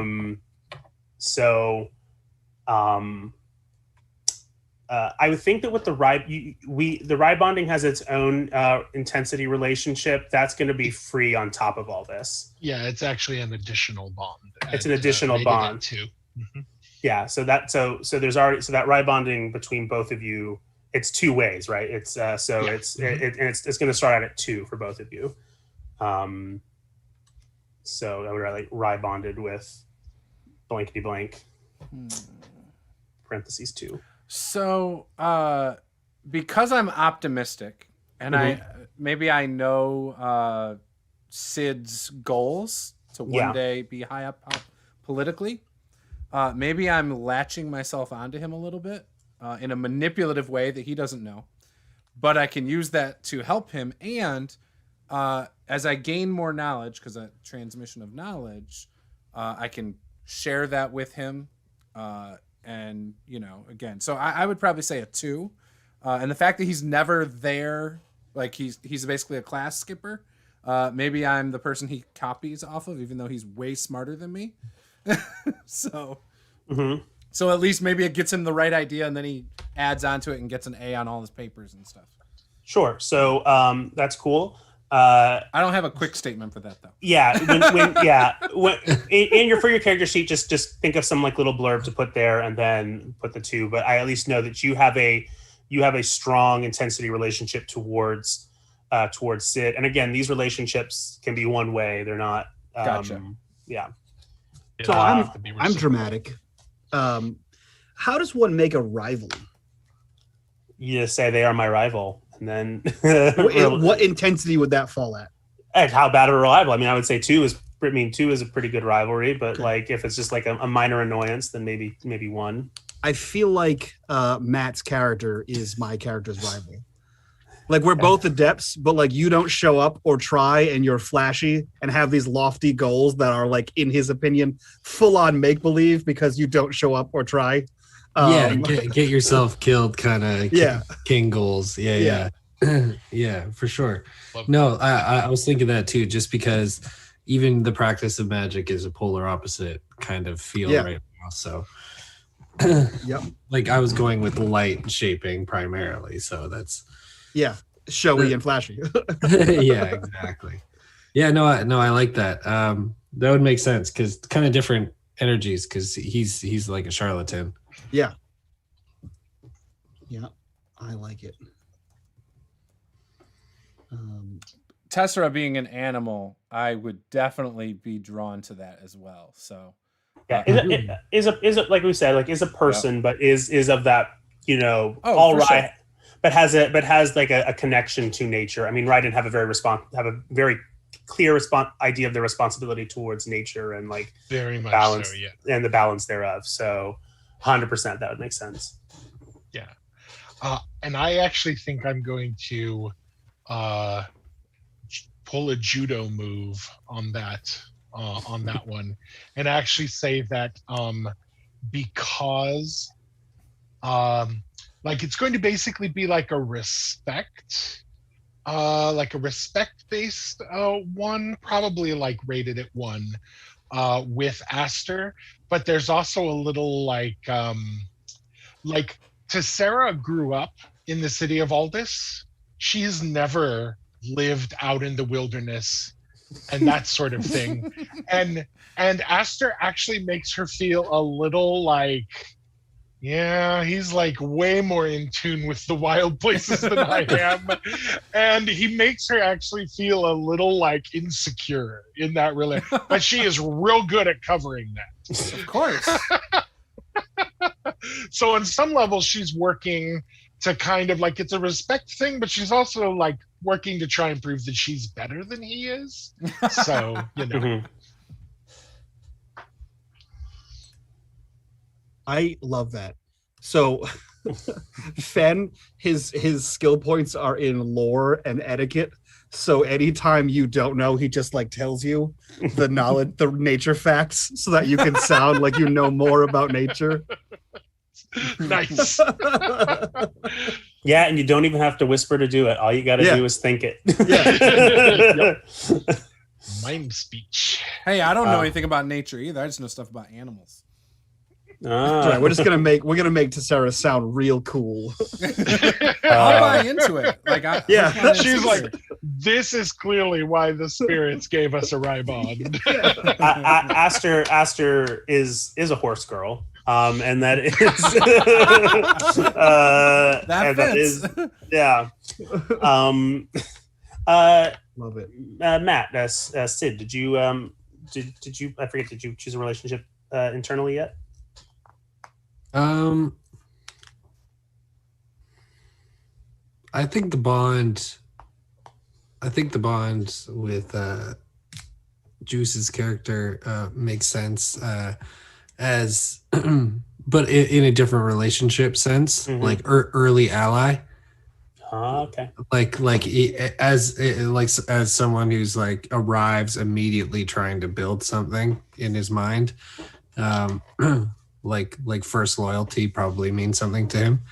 But my kind of idea is that you would have found out that he kind of wants to show up and make an impact quickly, because I want him to have essentially shown up and picked a fight with the like someone like way out of his league, like first situation, new kid movie bullshit.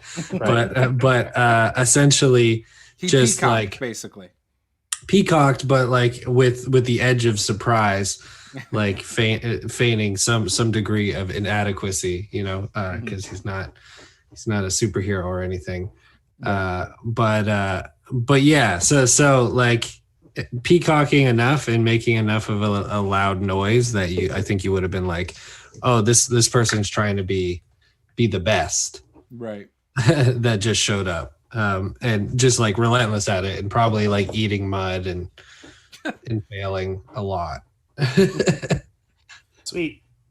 So we have all of our internal relationships. Everybody has chosen somebody inside the group that they are bonded to in some way. Now is your chance to create external relationships outside of this group. So that raises the question. Could you talk to us about this school, this academy that we are a part of? Well, okay. So again, we'll be outside of the context of that. So there is a university in the city of Aldous, the capital city, and it's a pretty big place with lots of different studies and things to learn about. And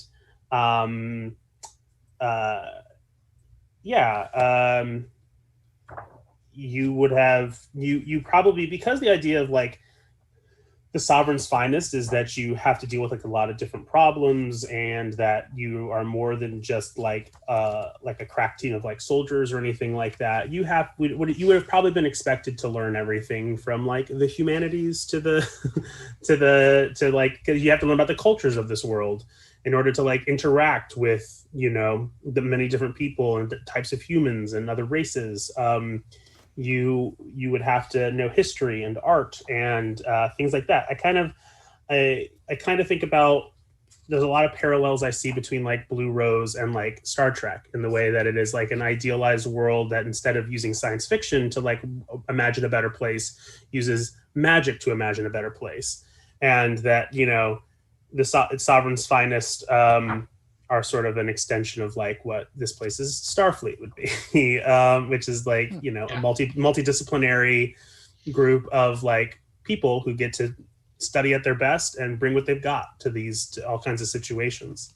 Okay. I will say that you have come from that. You are now here. We haven't really established where here is yet, and I'm going to get some maybe opinions, and you can share them now about the kind of environment you would want to be in, whether it's like forested, mountainous, coastal, border town, rugged.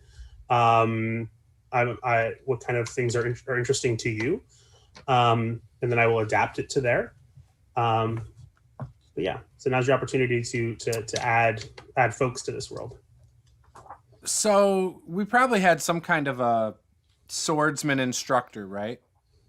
Or actually, you know what? How about someone taught us how to wield swords and stuff, I would assume. But maybe there was like a student in the class that excelled, and me being someone who has a sword can use it, but I wouldn't say I'm good at it by any means.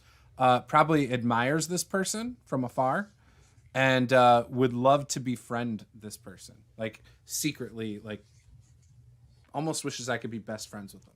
So this is another student that's with you on this journey then? Yeah. That's possibly in a different group or something. That's fine too. But you know, maybe even a rival group, but I really admire this person.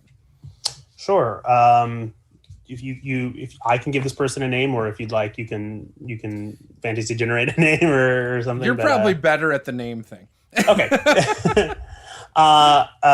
Okay. We're going to say that that this person's name is Ainara. Ainara's pronouns are they, them. They are a night person. And they are they're definitely like a star pupil kind of person that's doing very well and was like really good at combat.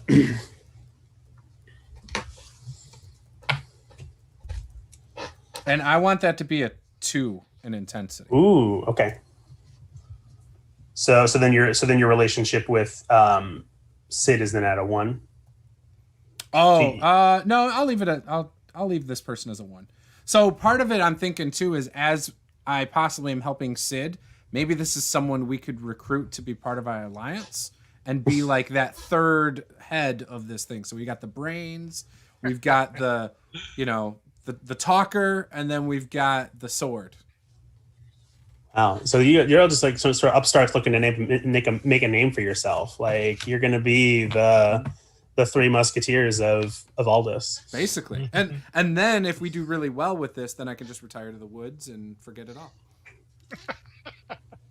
So I'm like going hard. This gives me such flashbacks of when I was like beginning to graduate college, and like everybody was trying to get everybody in on their like app or their startup. Yes. Where it's just like, you know, after this bit we gotta like get together. I got so many ideas. Like you've got the brains, I've got the personality.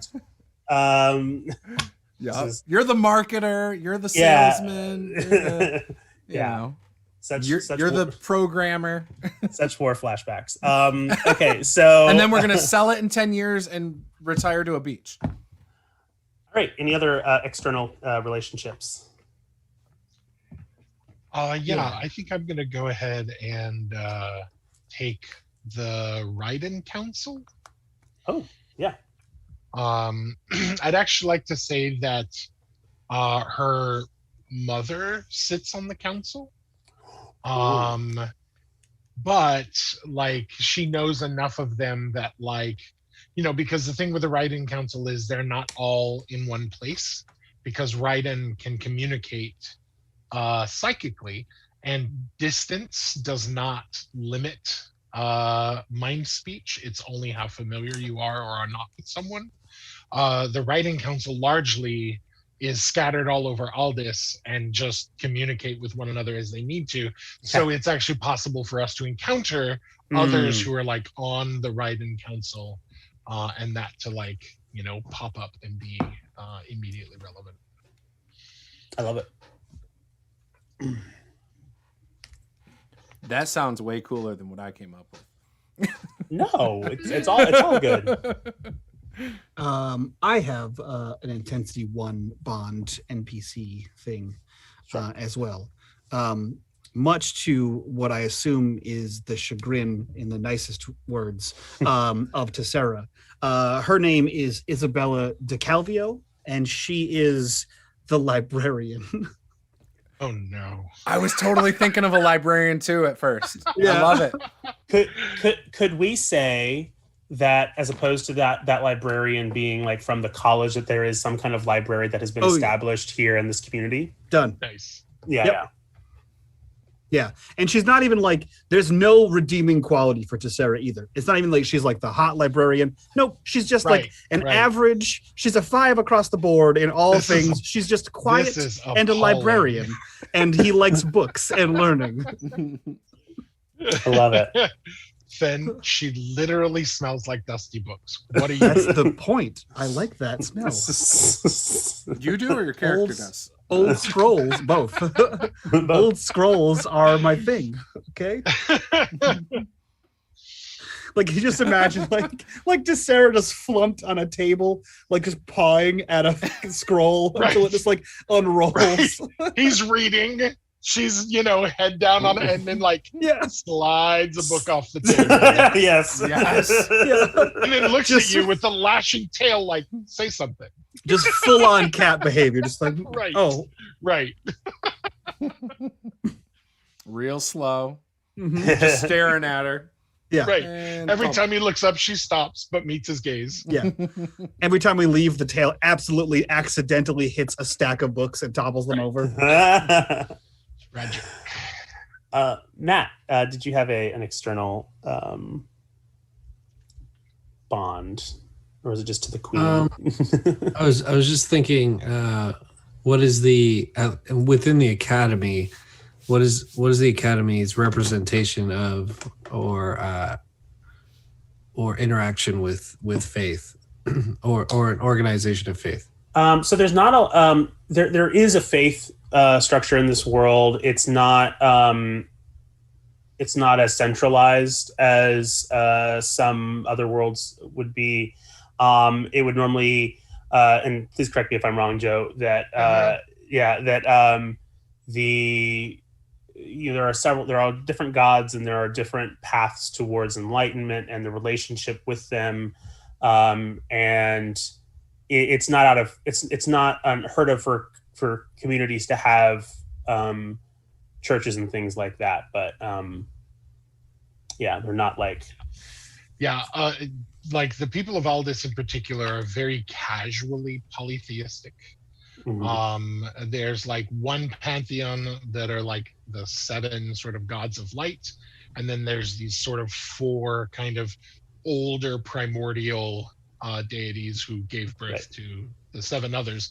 And in terms of like, unlike in Jarzon, clergy in Aldis, they don't have community. There's not an assumption of community leadership attached to that societal role. Pardon me. They're almost considered to be like entertainers, but not frivolous, right? Like they are people who receive pay because they do something well. They lead rituals, they speak sermons, and this is like a community role that is important to some people in that community, but there are no assumptions of authority or leadership tied to that in any capacity. Okay. All priests are freelancers in this world. On some level, yeah. Very decentralized. Pro bono priest. Yeah. I hate to lead prayer for exposure. It's the worst. It's the worst. Okay. No. Basically, I just wanted his parents to be important figures of the faith, both of them, like equal in stature, essentially, in a faith, and they're completely dedicated to it. And they're not, like you said, they're not some special authority to community, but they are they are in the authority of a ritualistic lifestyle for sure. Okay. So yours is clergy parents. Yes. And as you go through the book and stuff, let me know if there's any particular gods or anything that they would particularly be interested in, and I'll gladly take that. Cool. So I'm pretty much done here. So the only thing that I'm gonna leave up for everybody is, again, a kind of discussion of what kind of environment we're sort of interested in.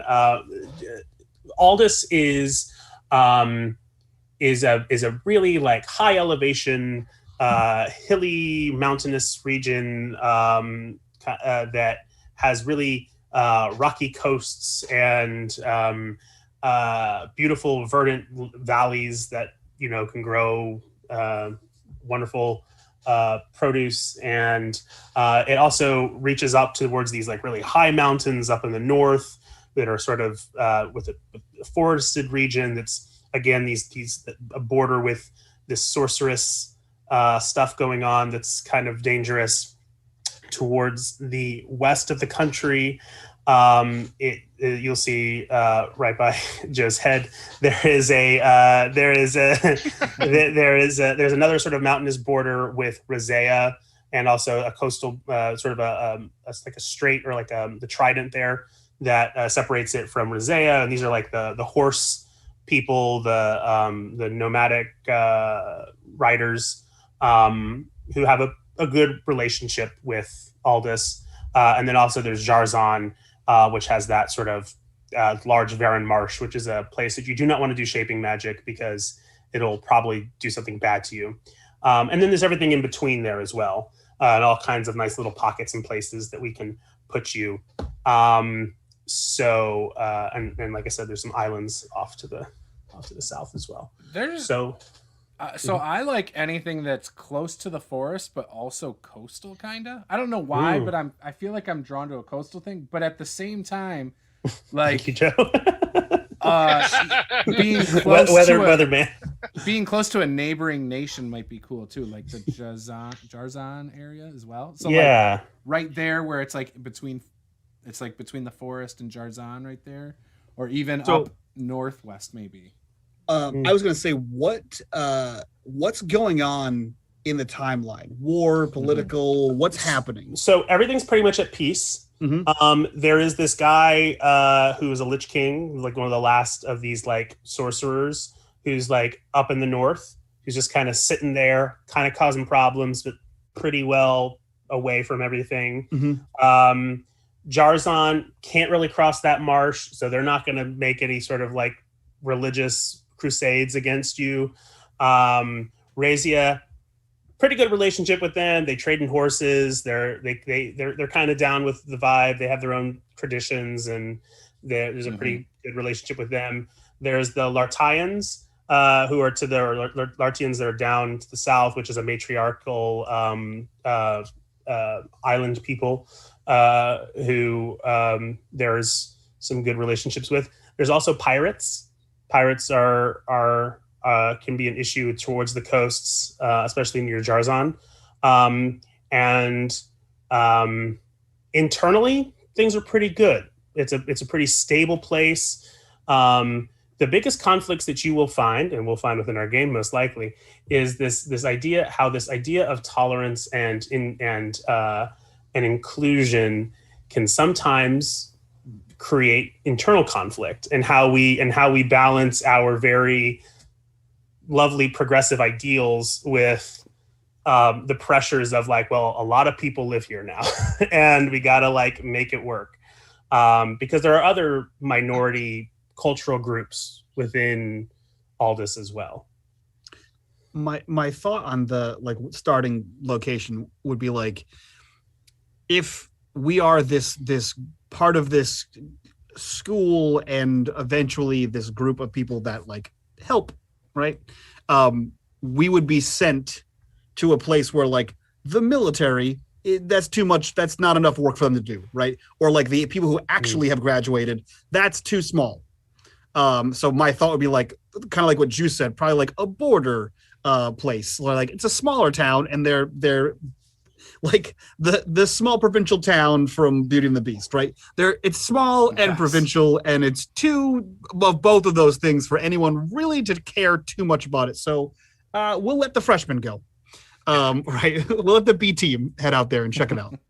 I like the idea that like the actual like architecture of the academy, maybe within this town that they're talking about, is like somewhere that, with respects to town, is kind of a pain in the ass to get to. Like it is a little secluded off in its special place. It's kind of got its own lore and real estate, and just kind of the presence of the library there would make it interesting. The fact that it is like a place that is important for like research or something, or where there's like a lot of knowledge, or there's a tradition of knowledge around it. But and so it's important to the school, but it's not really important to everybody else. And but it's also just a pain in the ass to get to. Yeah. I'm also thinking like, giant beams with moss growing up them for I don't know why, but see, I was envisioning like overlooking the ocean with up on like a tower or something, and like I think all of that could work within it. It's kind of like if it's close enough to the border town, So this does not help our goals though, man. If we want to get to the queen, we got to go to the capital. Yeah, but maybe we have to get through. Maybe we have to get through graduation. I will give one hint about this, about a couple of things that I planned for this game. There will be time lapses. Okay. So maybe maybe your characters will grow over time. I'm thinking like somewhere in like the Pavenwield. Right? So like northern Aldous, like at the southern Icebinder Mountains. Yep, which would be where Aster's father is from. Could be near and there's a lot there. Like I could see us being somewhere near Trident Bay. Do a combination of both. You got mountains, forests, and the overlooking the cliff. Beautiful. Yeah, and it's near a border that nobody has a problem with. I mean, it's like Rosea is like a pretty secure border. They got their shit under lock. They're every once in a while you get a caravan of horses through. So yeah, I love it. So Trident Bay. I would really, really love if this community had a small population, like a minority population of just to kind of like home in on Fenn's background of other Jarzoni immigrants. Right? Like maybe it's a relatively new community that has been opened up, and a lot of folk who have just arrived are showing up there. If we're that close to the border of Rizia, we could even have some of the population be made up of like local freeholders who did not grow up in Aldis, but are now Alden. So suddenly there's like the Alden folk who are moving there, but then you've got the Jarzoni and you have these old freeholders and like that's an opportunity for conflict too. Yeah, exactly. I like that. Exactly. And to actually lean into both Aster and Tisea's themes, maybe there is also a community of Raiden nearby, who, because when Aldis sets aside swaths of land that two-legged folk are not allowed to cultivate for resources and that sort of thing. Like they're kept pristine because those are basically the settled lands for Raiden. So maybe this, whatever it is, and honestly, it sounds like we've got like a ruin that's being turned into some kind of adjunct to the collegia. Maybe because, they're there to make sure that all of these new Alden citizens have the educations that Alden folk are expected to have. Yeah. Education is guaranteed in this land.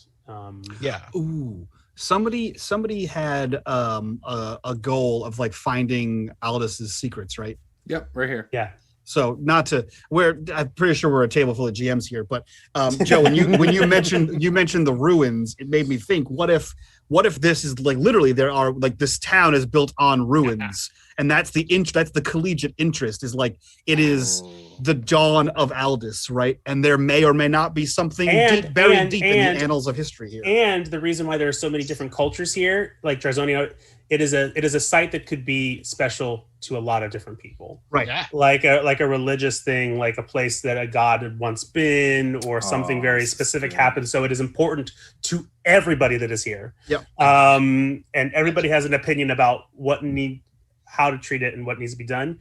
I will say that there was probably one of the first things that was built here was probably, I would say, like the first people who have like really built this place up were probably Aldens from the college.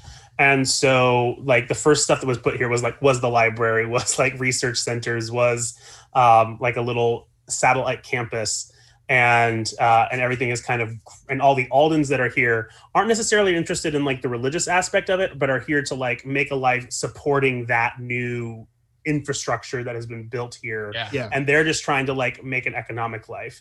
But which I feel like it would be cool if that aspect was relatively new, right? Like this is the newest annex of the school, because like this ruin was mostly forgotten, or what it's used for, or why it was important, was forgotten forever, and then a town was built there, and then someone uncovered, oh shit, that's a big important thing, but there's a town on it now, so how do we let's cover it up? Ooh, how do we deal with a whole town on it? Yeah. It's and when we finally have competition between schools and other academies, we're the weird Rune Academy kids. Yeah. when we win the Triwizard Cup, I don't get to be on that team because I don't know magic. But well, we all I'll be need your water boy. Juice. I'm the water boy. Aaron, since I kind of envision the clergy parents in the capital, I'd like to cross that out for now. Okay. And make my external bond wherever we are in this trident or in this region. I'd like a bond with the town crier. Ooh. You would. Okay. You would. Yeah. You attention whore. Ladies and gentlemen, can I have your attention, please? You attention whore. I'm going in on this concept. All right. This is great. This is sweet. Yeah, Trident Bay is awesome. I can just like that. envision like collegiate hijinks of Tessera and Sid trying to get Fen to like do anything. Like egg a house, dude. Like no, I'm not gonna. That's great. They're the frat of the group. Yeah. So this is all amazing. Thank you so much. I know we went over what I said, but I think it was important that we got all this done. Awesome. Does everybody feel? Does anything that I need to clear up or help define with anybody before we wrap up? No, I love it. Yeah, thank I you do for too. running, by the way. I Yes, love so having an much. opportunity to play. All of us fellow forever GMs probably appreciate Well, it too. here. Do not worry about me because this is my firm like belief that I'm cooking up. My philosophy that I'm cooking up is that I just know in myself that like I play like a GM and I GM like a player, and that's my like core philosophy is just to like contribute to the fiction when I need to, but when I come here as a GM, I come to find out and to play with you and to Nice. just figure it out together. I'll probably do like a page of notes beforehand and that's about it. So I'm excited to figure out the drama of it all. There's so much cooking up already. We'll I know this might be some things we need to like figure out with character sheets and stuff in the meantime. Make sure that we'll deal with that off stream. Make sure everything makes sense and is clear. I will make a character sheet. I will make a map and define some of the stuff about our world before we start playing in about a month's time. And I'm done. I'm done talking, and I'm going to. This is your channel, Juice, and Thank you. you have the talking stick. So, in case anyone is curious, we are playing again in 4 weeks. That would be the 14th, I believe. Yes. So, May 14th, Friday night, we will be playing. I have it down as an 8 p.m. to 11:30 p.m. Eastern time. So if we end a little bit shorter, that's always cool. Friday nights are really open to me, so it's not a big deal if it goes over. But yeah, so we will be playing again then. With that, the links to everyone's Twitter are below, and to unMade Gaming's YouTube channel is also in the description. Be sure to also check him out on Twitch. He live streams multiple times a week. Really good streamer, variety of games. We have Joseph Carriker from Green Ronin Publishing. His name is all over stuff. He's written for Wizards of the Coast, Sword Coast Adventures Guide, all sorts of other things. Great guy, amazing designer. Go check him out on all the socials. Aaron, DM, him and Matt Brown from the Absolute Tabletop Facebook group. Go check that out, and we will see you guys next time. This is Master of the Game. I am Juice. Game on.